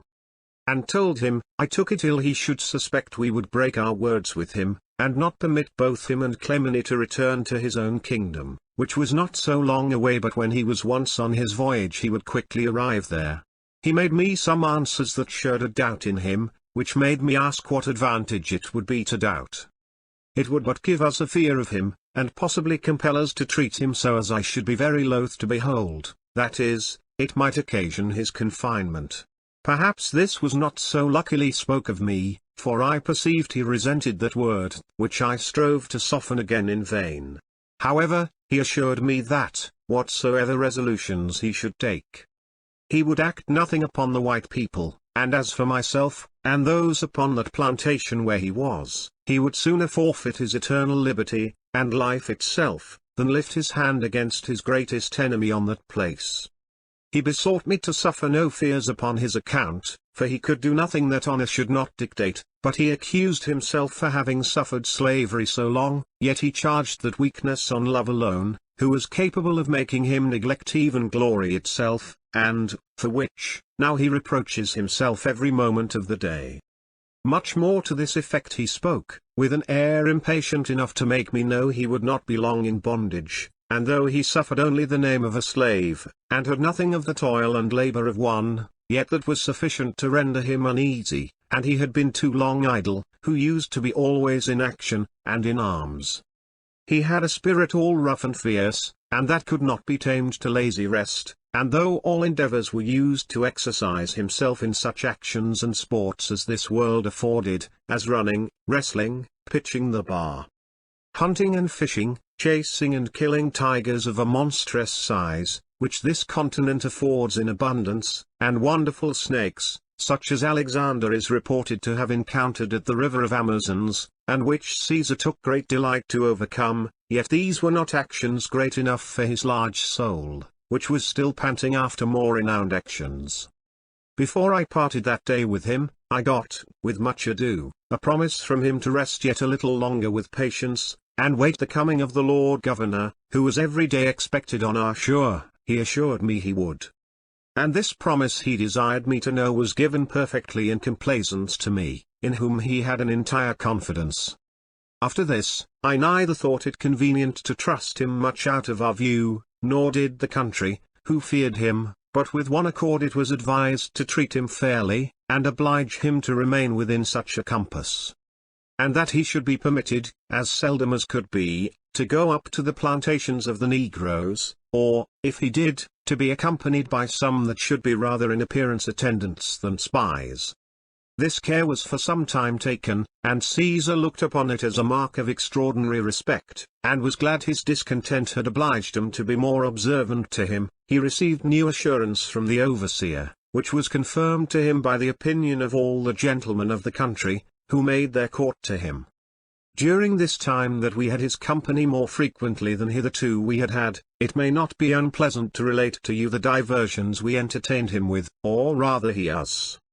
My stay was to be short in that country, because my father died at sea, and never arrived to possess the honour designed him, which was Lieutenant General of 36 islands, besides the continent of Suriname, nor the advantages he hoped to reap by them, so that though we were obliged to continue on our voyage, we did not intend to stay upon the place. Though, in a word, I must say thus much of it, that certainly had his late Majesty, of sacred memory,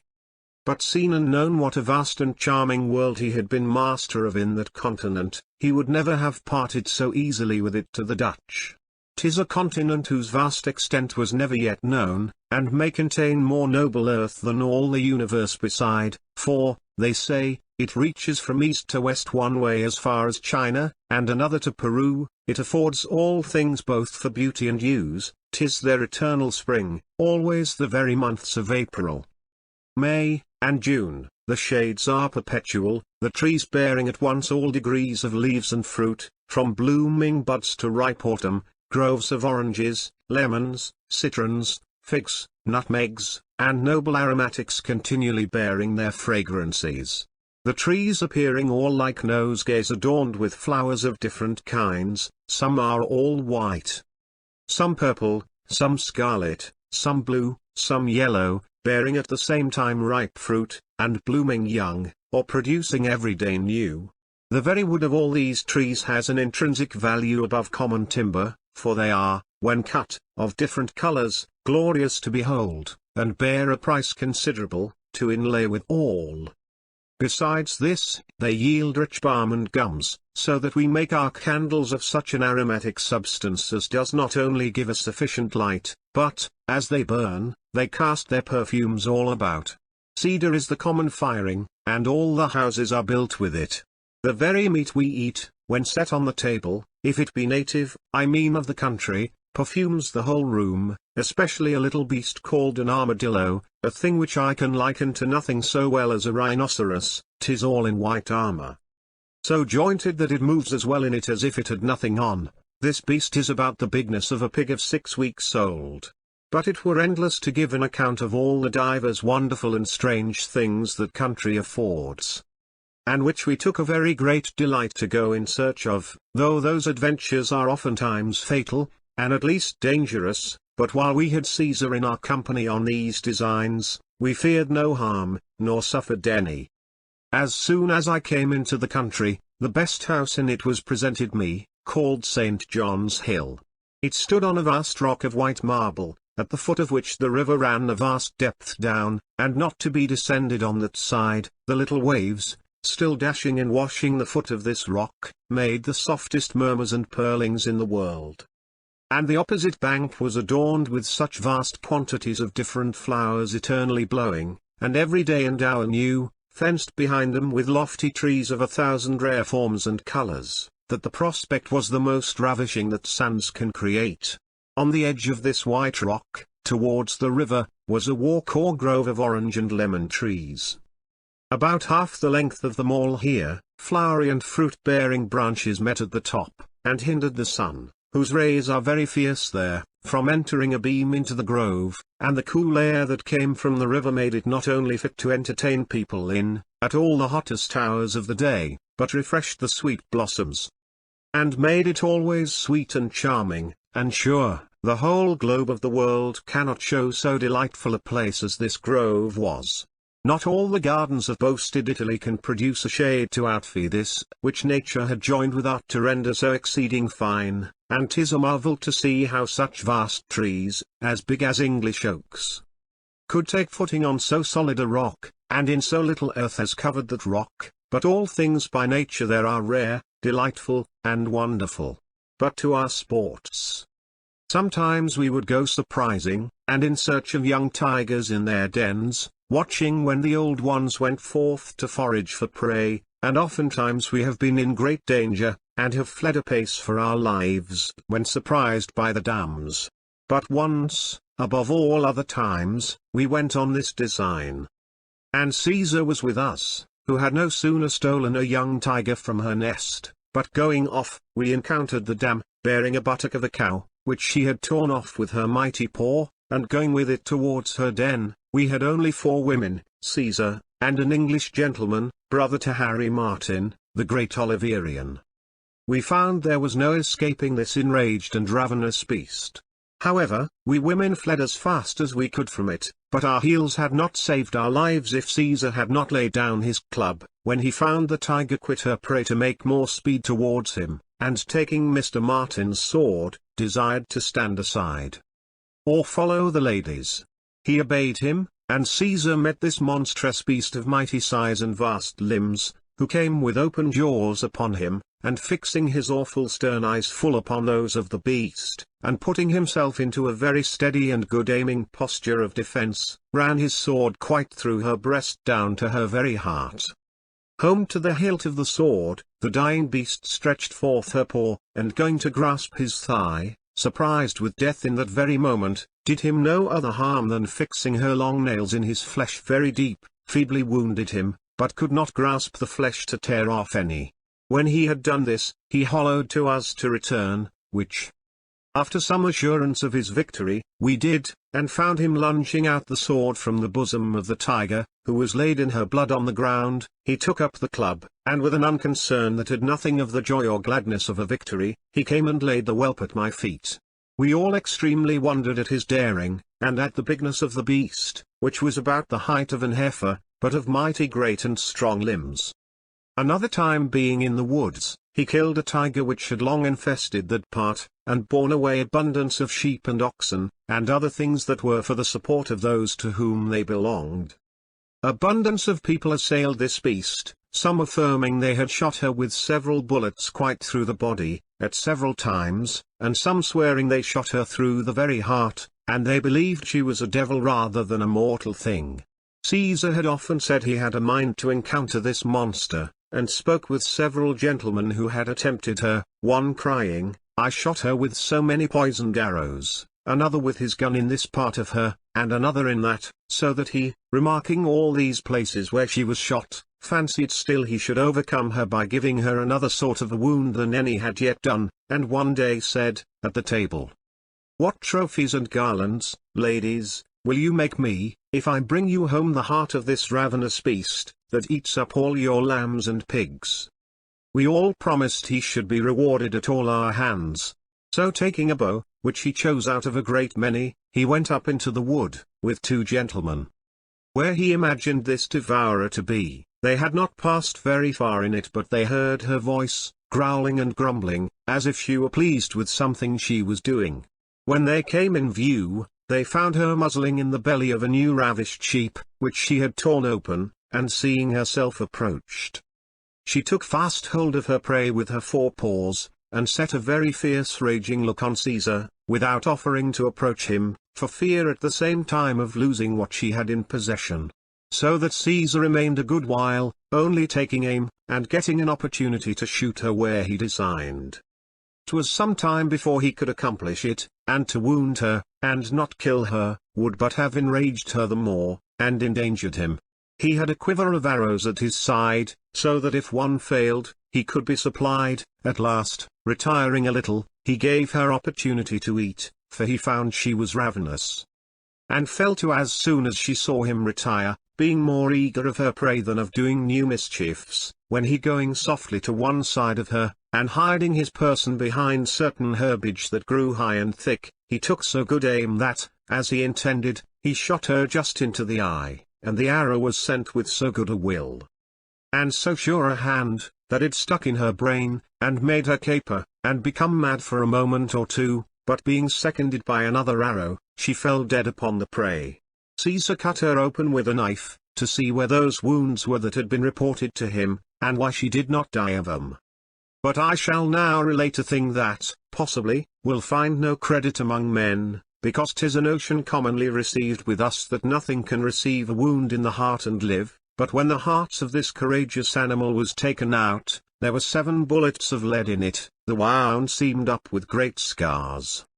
And she lived with the bullets a great while, for it was long since they were shot. This hart the conqueror brought up to us, and 'twas a very great curiosity which all the country came to see, and which gave Caesar occasion of many fine discourses of accidents in war and strange escapes. At other times he would go a-fishing, and discoursing on that diversion, he found we had in that country a very strange fish, called an eel of which I have eaten, that, while it is alive, it has a quality so cold that those who are angling, though with a line of ever so great a length, with a rod at the end of it, it shall, in the same minute the bait is touched by this eel, seize him or her that holds the rod with a numbness that shall deprive him of sense for a while, and some have fallen into the water,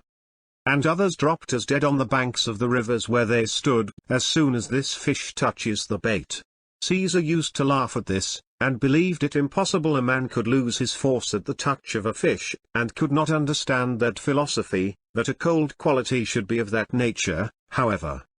he had a great curiosity to try whether it would have the same effect on him it had on others, and often tried, but in vain. At last, the sought for fish came to the bait, as he stood angling on the bank, and instead of throwing away the rod, or giving it a sudden twitch out of the water, whereby he might have caught both the eel and have dismissed the rod before it could have too much power over him for experiment's sake, he grasped it but the harder,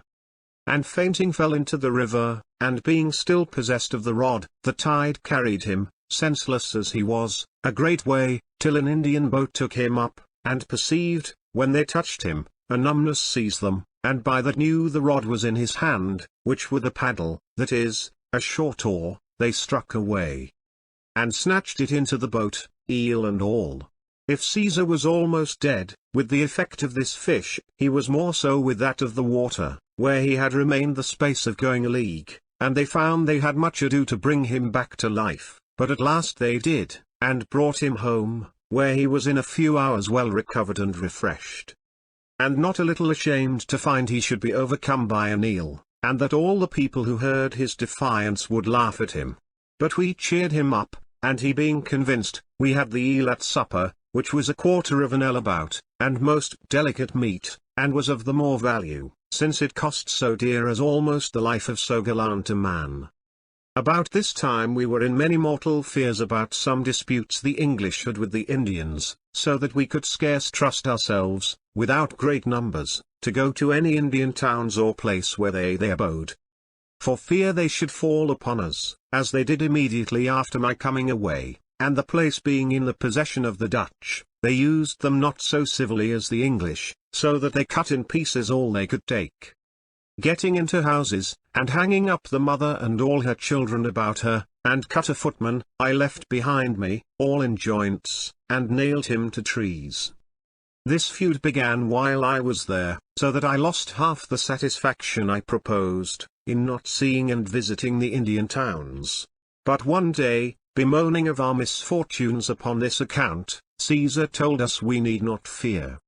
for if we had a mind to go, he would undertake to be our guard. Some would, but most would not venture. About 18 of us resolved, and took barge, and after 8 days, arrived near an Indian town, but approaching it, the hearts of some of our company failed, and they would not venture on shore, so we polled, who would, and who would not. For my part, I said, if Caesar would, I would go. He resolved, so did my brother and my woman, a maid of good courage. Now, none of us speaking the language of the people, and imagining we should have a half diversion in gazing only,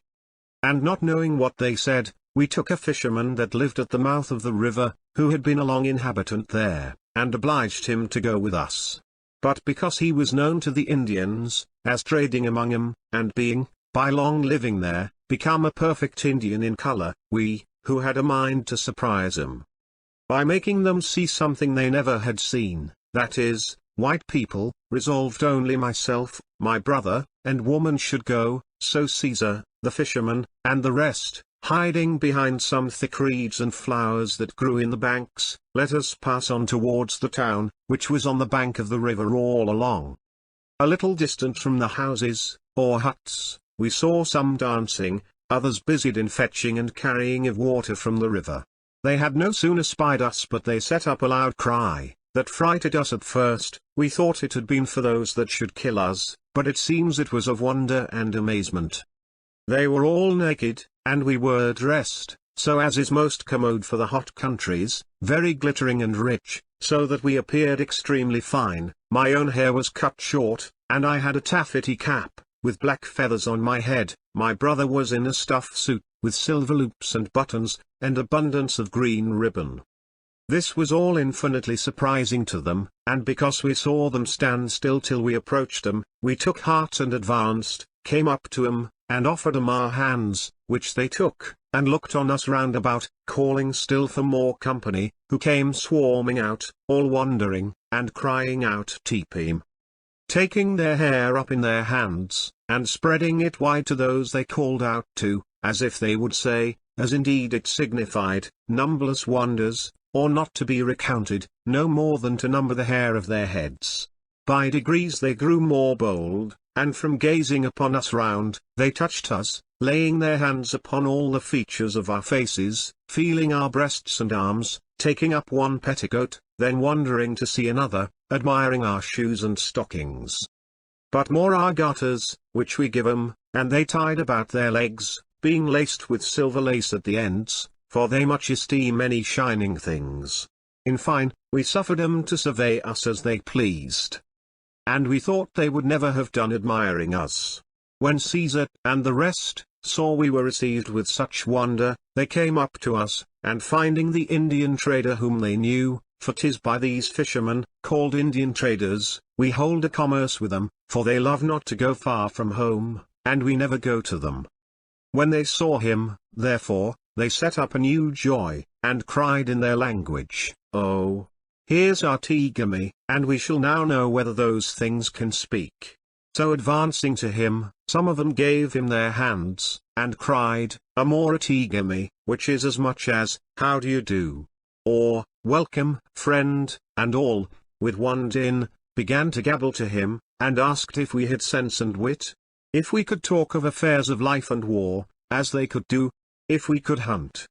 swim, and do 1,000 things they use. He answered 'em, we could. Then they invited us into their houses, and dressed venison and buffalo for us, and, going out, gathered a leaf of a tree called a sarumbo leaf, of 6 yards long, and spread it on the ground for a tablecloth, and cutting another in pieces, instead of plates, set us on little low Indian stools, which they cut out of one entire piece of wood, and paint in a sort of Japan work. They serve every one their mess on these pieces of leaves, and it was very good, but too high seasoned with pepper. When we had eat, my brother and I took out our flutes, and played to 'em, which gave 'em new wonder, and I soon perceived, by an admiration that is natural to these people, and by the extreme ignorance and simplicity of 'em, it were not difficult to establish any unknown or extravagant religion among them, and to impose any notions or fictions upon 'em. For seeing a kinsman of mine set some paper on fire with a burning glass, a trick they had never before seen, they were like to have adored him for a god, and begged he would give them the characters or figures of his name, that they might oppose it against winds and storms, which he did, and they held it up in those seasons,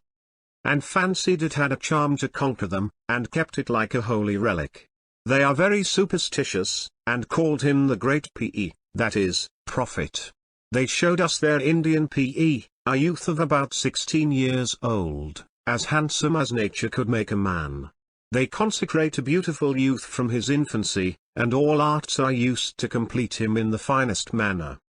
both in beauty and shape. He is bred to all the little arts and cunning they are capable of, to all the legerdemain tricks and sleight of hand, whereby he imposes upon the rabble, and is both a doctor in physic and divinity, and by these tricks makes the sick believe he sometimes eases their pains, by drawing from the afflicted part little serpents, or odd flies, or worms, or any strange thing, and though they have besides undoubted good remedies for almost all their diseases, they cure patient more by fancy than by medicines, and make themselves feared, loved, and reverenced. This young P had a very young wife, who, seeing my brother kiss her, came running and kissed me. After this they kissed one another, and made it a very great jest, it being so novel, and new admiration and laughing went round the multitude, that they never will forget that ceremony, never before used or known. Caesar had a mind to see and talk with their war captains, and we were conducted to one of their houses, where we beheld several of the great captains, who had been at council, but so frightful a vision it was to see 'em. No fancy can create, no sad dreams can represent so dreadful a spectacle. For my part, I took 'em for hobgoblins, or fiends, rather than men, but however their shapes appeared, their souls were very humane and noble, but some wanted their noses, some their lips, some both noses and lips, some their ears, and others cut through each cheek, with long slashes, through which their teeth appeared. They had several other formidable wounds and scars, or rather dismemberings. They had comitias, or little aprons before 'em, and girdles of cotton, with their knives naked stuck in it, a bow at their back, and a quiver of arrows on their thighs, and most had feathers on their heads of divers colours. They cried amor et egami to us, at our entrance, and were pleased we said as much to them. They seated us, and gave us drink of the best sort, and wondered as much as the others had done before, to see us. Caesar was marvelling as much at their faces, wondering how they should all be so wounded in war. He was impatient to know how they all came by those frightful marks of rage or malice, rather than wounds got in noble battle. They told us by our interpreter that when any war was waging, 2 men, chosen out by some old captain whose fighting was past, and who could only teach the theory of war, were to stand in competition for the generalship, or great war captain, and being brought before the old judges, now past war, they are asked, what they dare do, to show they are worthy to lead an army. When he who is first asked, making no reply, cuts off his nose, and throws it contemptibly on the ground, and the other does something to himself that he thinks surpasses him, and perhaps deprives himself of lips and an eye, so they slash on till one gives out, and many have died in this debate. And it's by a passive valor they show and prove their activity, a sort of courage too brutal to be applauded by our black hero. Nevertheless, he expressed his esteem of them. In this voyage Caesar begat so good an understanding between the Indians and the English that there were no more fears or heart-burnings during our stay, but we had a perfect, open, and free trade with them. Many things remarkable, and worthy reciting, we met with in this short voyage, because Caesar made it his business to search out and provide for our entertainment, especially to please his dearly adored Imoinda, who was a sharer in all our adventures, we being resolved to make her chains as easy as we could, and to compliment the prince in that manner that most obliged him. As we were coming up again, we met with some Indians of strange aspects, that is, of a larger size, and other sort of features, than those of our country. Our Indian slaves that rode us asked them some questions, but they could not understand us, but showed us a long cotton string, with several knots on it, and told us they had been coming from the mountains so many moons as there were knots. They were habited in skins of a strange beast, and brought along with them bags of gold dust, which, as well as they could give us to understand, came streaming in little small channels down the high mountains, when the rains fell, and offered to be the convoy to anybody or persons that would go to the mountains. We carried these men up to Parham, where they were kept till the Lord Governor came, and because all the country was made to be going on this golden adventure,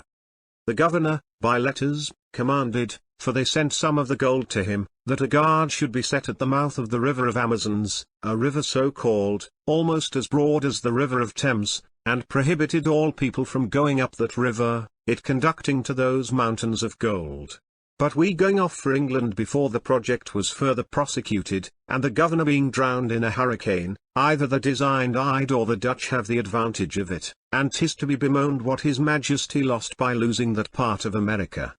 Though this digression is a little from my story, however, since it contains some proofs of the curiosity and daring of this great man, I was content to omit nothing of his character. It was thus for some time we diverted him, but now Imoinda began to show she was with child, and did nothing but sigh and weep for the captivity of her lord, herself, and the infant yet unborn, and believed, if it were so hard to gain the liberty of 2, 'twould be more difficult to get that for 3. Her griefs were so many darts in the great heart of Caesar, and taking his opportunity, one Sunday, when all the whites were overtaken in drink, as there were abundance of several trades, and slaves for 4 years, that inhabited among the negro houses, and Sunday being their day of debauch, otherwise they were a sort of spies upon Caesar, he went, pretending out of goodness to 'em, to feast among 'em, and sent all his music, and ordered a great treat for the whole gang, about 300 negroes, and about 150 were able to bear arms, such as they had, which was sufficient to do execution with spirits accordingly. For the English had none but rusty swords, that no strength could draw from a scabbard, except the people of particular quality, who took care to oil 'em, and keep 'em in good order, the guns also, unless here and there one, or those newly carried from England, would do no good or harm, for 'tis the nature of that country to rust and eat up iron, or any metals but gold and silver. And they are very unexpert at the bow, which the negroes and the Indians are perfect masters of. Caesar, having singled out these men from the women and children, made an harangue to 'em, of the miseries and ignominies of slavery, counting up all their toils and sufferings, under such loads, burdens, and drudgeries as were fitter for beasts than men, senseless brutes, than human souls. He told them, it was not for days, months, or years, but for eternity, there was no end to be of their misfortunes. They suffered not like men who might find a glory and fortitude in oppression, but like dogs, that loved the whip and bell, and fawned the more they were beaten, that they had lost the divine quality of men, and were become insensible asses,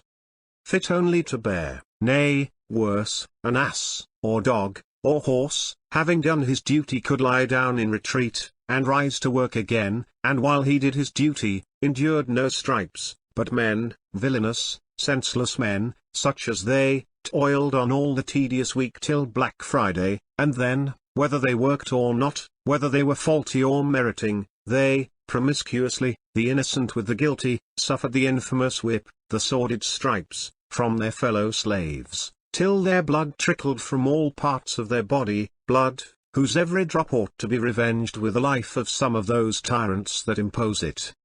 And why, said he, my dear friends and fellow sufferers, should we be slaves to an unknown people? Have they vanquished us nobly in fight? Have they won us in honorable battle? And are we by the chance of war become their slaves? This would not anger a noble heart, this would not animate a soldier's soul. No, but we are bought and sold like apes or monkeys, to be the sport of women, fools, and cowards, and the support of rogues and runagates, that have abandoned their own countries for rapine, murders, theft, and villainies. Do you not hear every day how they upbraid each other with infamy of life, below the wildest savages? And shall we render obedience to such a degenerate race, who have no one human virtue left, to distinguish them from the vilest creatures? Will you, I say, suffer the lash from such hands? They all replied with one accord. No, no, no, Caesar has spoke like a great captain, like a great king. After this he would have proceeded, but was interrupted by a tall negro of some more quality than the rest. His name was Tuscan, who bowing at the feet of Caesar, cried, My lord, we have listened with joy and attention to what you have said, and, were we only men, would follow so great a leader through the world. But oh, consider we are husbands, and parents too, and have things more dear to us than life, our wives and children, unfit for travel in those unpassable woods, mountains, and bogs. We have not only difficult lands to overcome, but rivers to wade, and mountains to encounter, ravenous beasts of prey. To this Caesar replied that honor was the first principle in nature, that was to be obeyed, but as no man would pretend to that, without all the acts of virtue, compassion, charity, love, justice, and reason, he found it not inconsistent with that to take equal care of their wives and children as they would of themselves, and that he did not design, when he led them to freedom and glorious liberty, that they should leave that better part of themselves to perish by the hand of the tyrant's whip. But if there were a woman among them so degenerate from a love and virtue, to choose slavery before the pursuit of her husband, and with the hazard of her life to share with him in his fortunes, that such a one ought to be abandoned, and left as a prey to the common enemy. To which they all agreed and bowed. After this, he spoke of the impassable woods and rivers, and convinced them, the more danger the more glory. He told them that he had heard of one Hannibal, a great captain, had cut his way through mountains of solid rocks, and should a few shrubs oppose them, which they could fire before him. No, 'twas a trifling excuse to men resolved to die, or overcome. As for bogs, they are with a little labour filled and hardened, and the rivers could be no obstacle, since they swam by nature, at least by custom, from the first hour of their birth, that when the children were weary, they must carry them by turns, and the woods and their own industry would afford them food. To this they all assented with joy. Tuscan then demanded what he would do. He said they would travel towards the sea, plant a new colony, and defend it by their valor, and when they could find a ship, either driven by stress of weather, or guided by Providence that way, they would seize it, and make it a prize, till it had transported them to their own countries, at least they should be made free in his kingdom, and be esteemed as his fellow sufferers, and men that had the courage and the bravery to attempt, at least, for liberty, and if they died in the attempt, it would be more brave than to live in perpetual slavery. They bowed and kissed his feet at this resolution, and with one accord vowed to follow him to death, and that night was appointed to begin their march. They made it known to their wives, and directed them to tie their hamako about their shoulders, and under their arm, like a scarf, and to lead their children that could go, and carry those that could not. The wives, who pay an entire obedience to their husbands, obeyed, and stayed for 'em where they were appointed. The men stayed but to furnish themselves with what defensive arms they could get. And all met at the rendezvous, where Caesar made a new encouraging speech to 'em, and led 'em out. But as they could not march far that night, on Monday early, when the overseers went to call 'em all together to go to work, they were extremely surprised, to find not one upon the place, but all fled with what baggage they had. You may imagine this news was not only suddenly spread all over the plantation, but soon reached the neighboring ones. And we had by noon about 600 men, they call the militia of the country, that came to assist us in the pursuit of the fugitives, but never did one see so comical an army march forth to war. The men of any fashion would not concern themselves, though it were almost the common cause, for such revoltings are very ill examples, and have very fatal consequences oftentimes, in many colonies, but they had respect for Caesar, and all hands were against the Pahamites, as they called those of Parham Plantation, because they did not in the first place love the Lord Governor, and secondly, they would have it that Caesar was ill-used, and baffled with, and 'tis not impossible but some of the best in the country was of his counsel in this flight, and depriving us of all the slaves, so that they of the better sort would not meddle in the matter. The deputy governor, of whom I have had no great occasion to speak, and who was the most fawning, fair-tongued fellow in the world, and one that pretended the most friendship to Caesar, was now the only violent man against him, and though he had nothing, and so need fear nothing, yet talked and looked bigger than any man. He was a fellow whose character is not fit to be mentioned with the worst of the slaves. This fellow would lead his army forth to meet Caesar, or rather to pursue him. Most of their arms were of those sort of cruel whips they call cat with 9 tails, some had rusty useless guns for show, others old basket hilts, whose blades had never seen the light in this age, and others had long staffs and clubs. Mr. Treffry went along, rather to be a mediator than a conqueror in such a battle. For he foresaw and knew, if by fighting they put the negroes into despair, they were a sort of sullen fellows, that would drown or kill themselves before they would yield, and he advised that fair means was best, but Byam was one that abounded his own wit, and would take his own measures. It was not hard to find these fugitives, for as they fled, they were forced to fire and cut the woods before 'em, so that night or day they pursued 'em by the light they made, and by the path they had cleared. But as soon as Caesar found he was pursued, he put himself in a posture of defense, placing all the women and children in the rear, and himself, with Tuscan by his side, or next to him, all promising to die or conquer. Encouraged thus, they never stood to parley, but fell on pell-mell upon the English, and killed some, and wounded a great many, they having recourse to their whips, as the best of their weapons. and as they observed no order, they perplexed the enemy so sorely, with lashing him in the eyes, and the women and children seeing their husbands so treated, being of fearful cowardly dispositions, and hearing the English cry out, "Yield, and live! Yield and be pardoned!" they all run in amongst their husbands and fathers, and hung about them, crying out, "Yield, and leave Caesar to their revenge." That by degrees the slaves abandoned Caesar, and left him only Tuscan and his heroic Imoinda, who, grown big as she was, did nevertheless press near her lord, having a bow and a quiver full of poisoned arrows, which she managed with such dexterity that she wounded several, and shot the governor into the shoulder, of which wound he had like to have died, but that an Indian woman, his mistress, sucked the wound, and cleansed it from the venom. But however, he stirred not from the place till he had parleyed with Caesar, who he found was resolved to die fighting, and would not be taken, no more would Tuscan or Imoinda. But he, more thirsting after revenge of another sort, than that of depriving him of life, now made use of all his art of talking and dissembling, and besought Caesar to yield himself upon terms which he himself should propose, and should be scarcely assented to, and kept by him. He told him, it was not that he any longer feared him, or could believe the force of two men, and a young heroine, could overthrow all them, and with all the slaves now on their side also, but it was the vast esteem he had for his person, the desire he had to serve so gallant a man,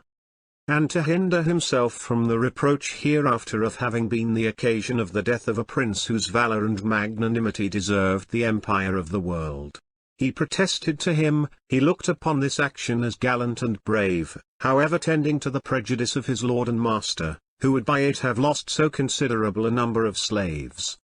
That this flight of his should be looked on as a heat of youth and a rashness of a too forward courage, and an unconsidered impatience of liberty, and no more, and no more, and that he laboured in vain to accomplish that which they would effectually perform as soon as any ship arrived that would touch on his coast, so that if you will be pleased, continued he,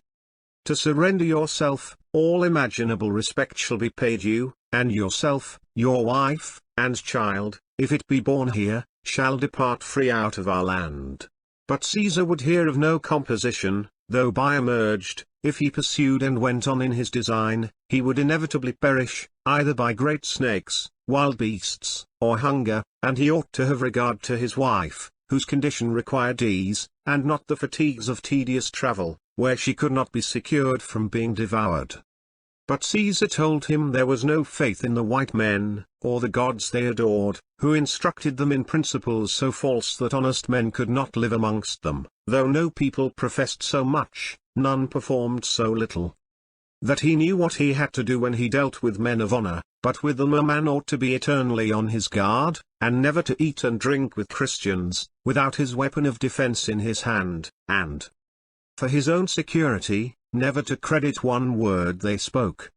As for the rashness and inconsiderateness of his action, he would confess the governor is in the right, and that he was ashamed of what he had done, in endeavoring to make those free who were by nature slaves. Poor wretched rogues, fit to be used as Christians' tolls, dogs, treacherous and cowardly, fit for such masters, and they wanted only but to be whipped into the knowledge of the Christian gods. To be the vilest of all creeping things, to learn to worship such deities as had not power to make them just, brave, or honest. In fine, after 1,000 things of this nature, not fit here to be recited. He told Byam he had rather die than live upon the same earth with such dogs. But Treffry and Byam pleaded and protested together so much that Treffry, believing the governor to mean what he said, and speaking very cordially himself, generously put himself into Caesar's hands, and took him aside, and persuaded him, with tears, to live, by surrendering himself, and to name his conditions. Caesar was overcome by his wit and reasons, and in consideration of Imoinda, and demanding what he desired, and that it should be ratified by their hands in writing, because he had perceived that was the common way of contract between man and man amongst the whites, all this was performed, and Tuscan's pardon was put in, and they surrendered to the governor, who walked peaceably down into the plantation with them, after giving order to bury their dead. Caesar was very much toiled with the bustle of the day. for he had fought like a fury, and what mischief was done, he and Tuscan performed alone, and gave their enemies a fatal proof that they durst do anything, and feared no mortal force. But they were no sooner arrived at the place where all the slaves received their punishments of whipping, but they laid hands on Caesar and Tuscan, faint with heat and toil, and surprising them, bound them to 2 several stakes, and whipped them in a most deplorable and inhuman manner, rending the very flesh from their bones. Especially Caesar, who was not perceived to make any moan, or to alter his face, only to roll his eyes on the faithless governor, and those he believed guilty, with fierceness and indignation, and to complete his rage, he saw every one of those slaves, who but a few days before adored him as something more than mortal, now had a whip to give him some lashes, while he strove not to break his fetters, though if he had, it were impossible, but he pronounced to woe and revenge from his eyes, that darted fire, which was at once both awful and terrible to behold.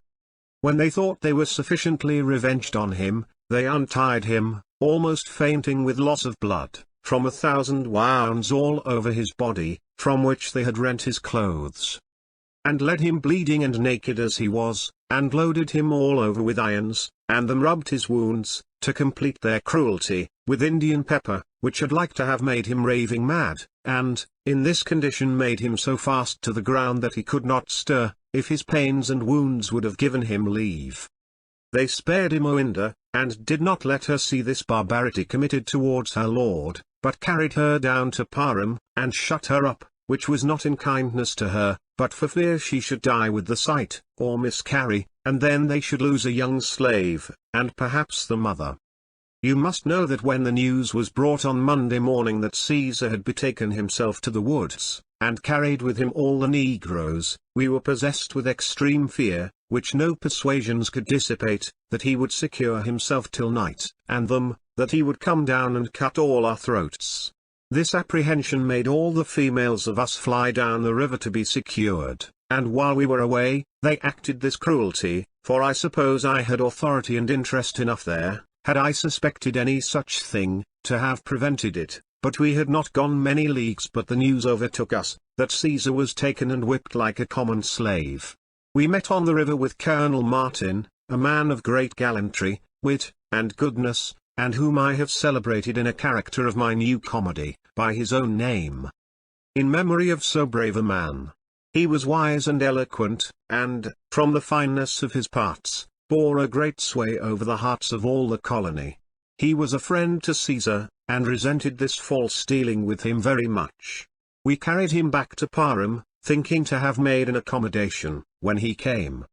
The first news we heard was that the governor was dead of a wound Imoinda had given him, but it was not so well. But it seems, he would have the pleasure of beholding the revenge he took on Caesar, and before the cruel ceremony was finished, he dropped down, and then they perceived the wound he had on his shoulder was by a venomed arrow, which, as I said, his Indian mistress healed, by sucking the wound. We were no sooner arrived but we went up to the plantation to see Caesar, whom we found in a very miserable and unexpressible condition, and I have 1,000 times admired how he lived in so much tormenting pain. We said all things to him that trouble, pity, and good nature could suggest, protesting our innocency of the fact, and our abhorrence of such cruelties, making 1,000 professions and services to him, and begging as many pardons for the offenders, till we said so much that he believed we had no hand in his ill treatment, but told us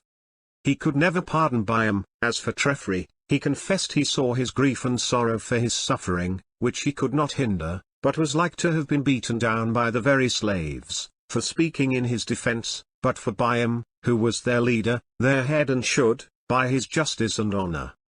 have been an example to him. For him he wished to live to take a dire revenge of him, and said, it had been well for him if he had sacrificed me instead of giving me the contemptible whip. He refused to talk much, but begging us to give him our hands, he took them, and protested never to lift up his to do us any harm. He had a great respect for Colonel Martin, and always took his counsel like that of a parent, and assured him he would obey him in anything but his revenge on Byam. Therefore, said he, for his own safety, let him speedily dispatch me, for if I could dispatch myself, I would not, till that justice were done to my injured person, and the contempt of a soldier. No, I would not kill myself, even after a whipping, but will be content to live with that infamy, and be pointed at by every grinning slave, till I have completed my revenge, and then you shall see that Oroonoko scorns to live with the indignity that was put on Caesar. All we could do could get no more words from him, and we took care to have him put immediately into a healing bath, to rid him of his pepper, and ordered a chirurgeon to anoint him with healing balm, which he suffered, and in some time he began to be able to walk and eat. We failed not to visit him every day, and to that end had him brought to an apartment at Parham.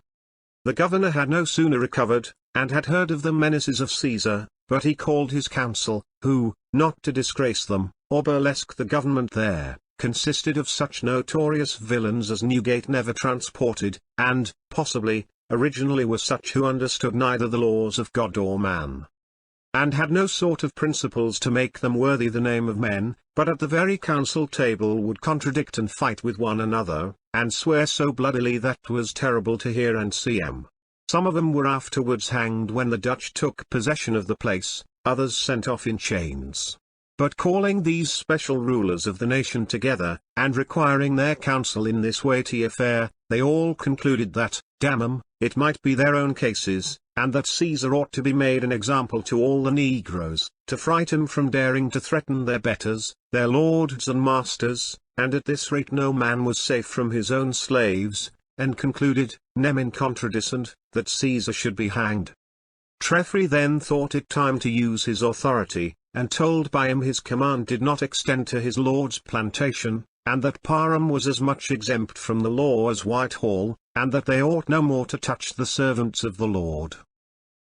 who there represented the king's person, than they could those about the king himself, and that Parham was a sanctuary, and though his lord were absent in person, his power was still in being there, which he had entrusted with him, as far as the dominions of his particular plantations reached, and all that belonged to it, the rest of the country. As Byam was lieutenant to his lord, he might exercise his tyranny upon Treffry had others as powerful, or more, that interested themselves in Caesar's life, and absolutely said he should be defended. So turning the governor, and his wise council, out of doors, for they sat at Parham House, we set a guard upon our lodging place, and would admit none but those we called friends to us and Caesar.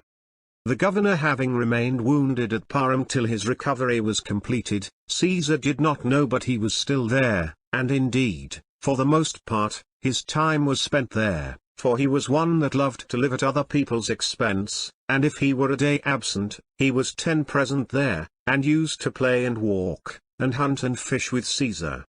So that Caesar did not at all doubt, if he once recovered strength, but he should find an opportunity of being revenged on him, though, after such a revenge, he could not hope to live, for if he escaped the fury of the English mobile, who perhaps would have been glad of the occasion to have killed him, he was resolved not to survive his whipping. Yet he had some tender hours, a repenting softness, which he called his fits of cowardice, wherein he struggled with love for the victory of his heart, which took part with his charming Imoinda there, but, for the most part, his time was passed in melancholy thoughts and black designs. He considered, if he should do this deed, and die either in the attempt or after it, he left his lovely Imoinda a prey, or at best a slave to the enraged multitude. His great heart could not endure thought. Perhaps, said he, she may be first ravaged by every brute, exposed first to their nasty lusts, and then a shameful death. No, he could not live a moment under that apprehension, too insupportable to be borne. These were his thoughts, and his silent arguments with his heart, as he told us afterwards. So that now resolving not only to kill Byam, but all those he thought had enraged him, pleasing his great heart with the fancied slaughter he should make over the whole face of the plantation, he first resolved on a deed that, however horrid it first appeared to us all, when we had heard his reasons, we thought it brave and just. Being able to walk, and, as he believed, fit for the execution of his great design, he begged Treffry to trust him into the air, believing a walk would do him good, which was granted him, and taking Imoinda with him as he used to do in his more happy and calmer days, he led her up into a wood, where, after with 1,000 sighs, and long gazing silently on her face, while tears gushed, in spite of him, from his eyes, he told her his design, first of killing her, and then his enemies, and next himself, and the impossibility of escaping, and therefore he told her the necessity of dying. He found the heroic wife faster pleading for death that he was to propose it, when she found his fixed resolution, and, on her knees, besought him not to leave her a prey to his enemies. He, grieved to death, yet pleased at her noble resolution, took her up, and embracing of her with all the passion and languishment of a dying lover, drew his knife to kill this treasure of his soul, this pleasure of his eyes, while tears trickled down his cheeks. Hers were smiling with joy she should die by so noble a hand, and be sent into her own country, for that's their notion of the next world, by him she so tenderly loved and so truly adored in this, for wives have a respect for their husbands equal to what any other people pay a deity, and when a man finds any occasion to quit his wife, if he love her, she dies by his hand, if not, he sells her, or suffers some other to kill her. It being thus, you may believe the deed was soon resolved on, and 'tis not to be doubted but the parting.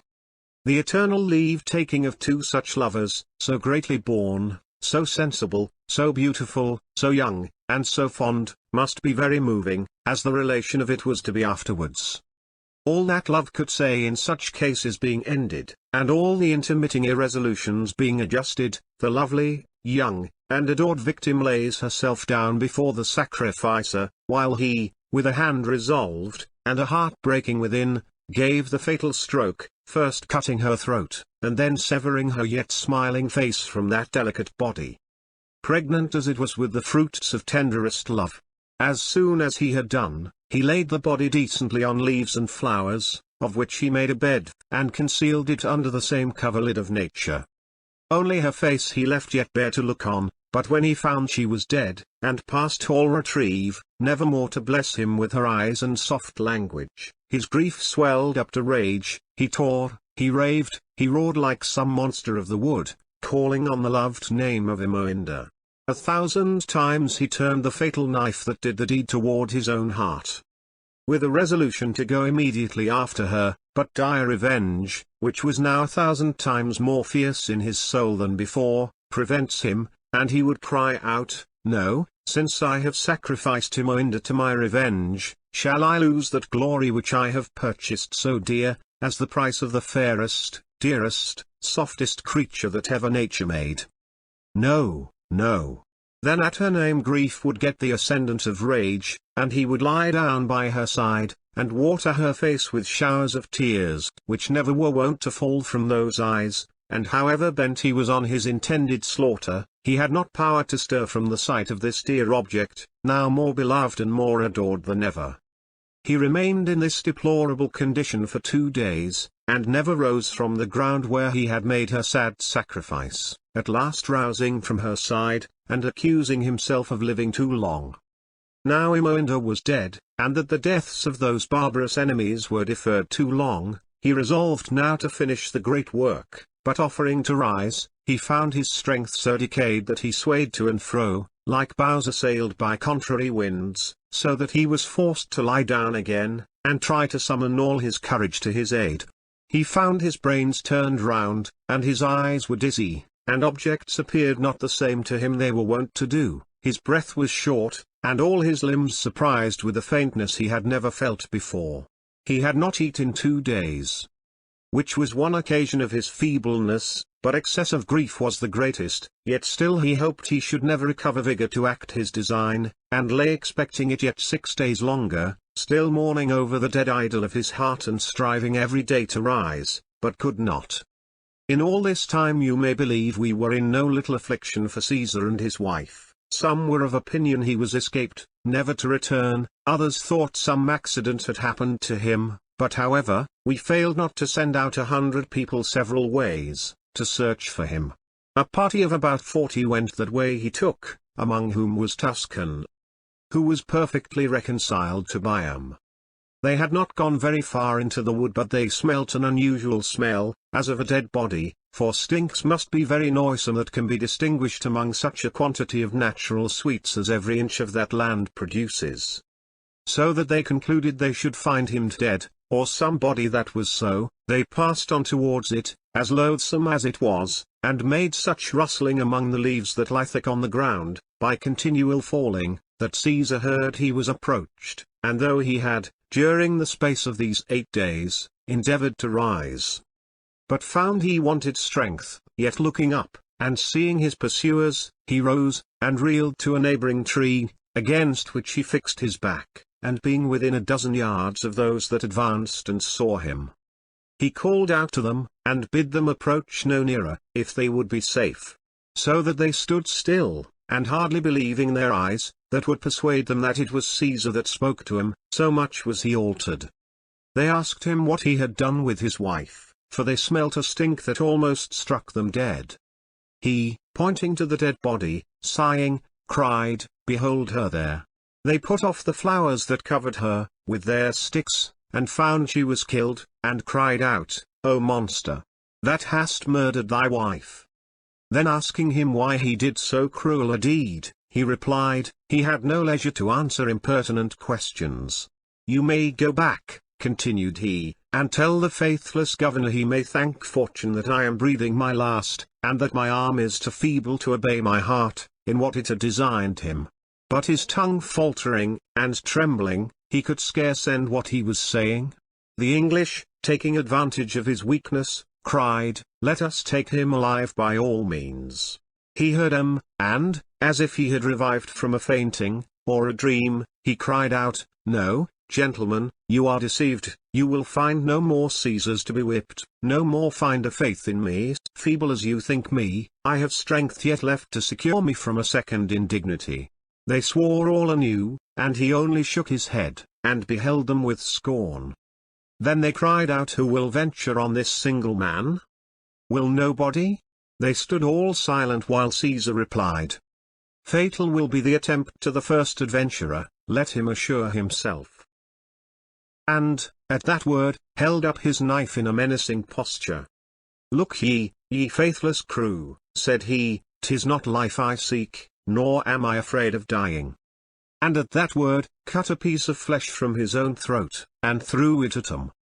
"Yet still I would live if I could, till I had perfected my revenge. But oh, it cannot be. I feel life gliding from my eyes and heart, and if I make not haste, I shall fall a victim to the shameful whip." At that, he ripped up his own belly, and took his bowels and pulled them out, with what strength he could, while some,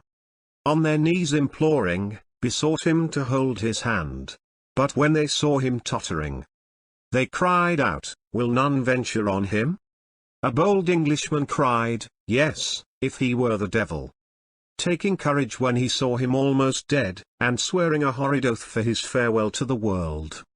he rushed on him. Caesar with his armed hand met him so fairly as struck him to the heart, and he fell dead at his feet.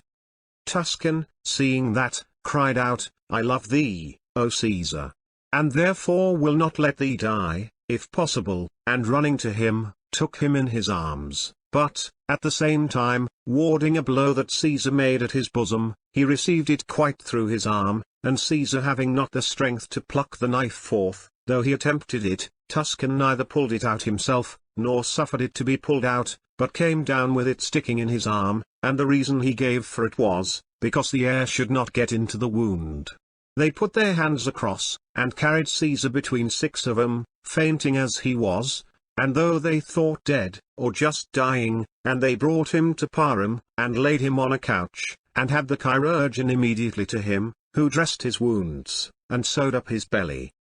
and used means to bring him to life, which they effected. We ran all to see him, and, if before we thought him so beautiful a sight, he was now so altered that his face was like a death's head blacked over, nothing but teeth and eye holes. For some days we suffered nobody to speak to him, but caused cordials to be poured down his throat, which sustained his life, and in 6 or 7 days he recovered his senses. For you must know that wounds are almost to a miracle cured in the Indies, unless wounds in the legs, which they rarely ever cure. When he was well enough to speak, we talked to him, and asked him some questions about his wife,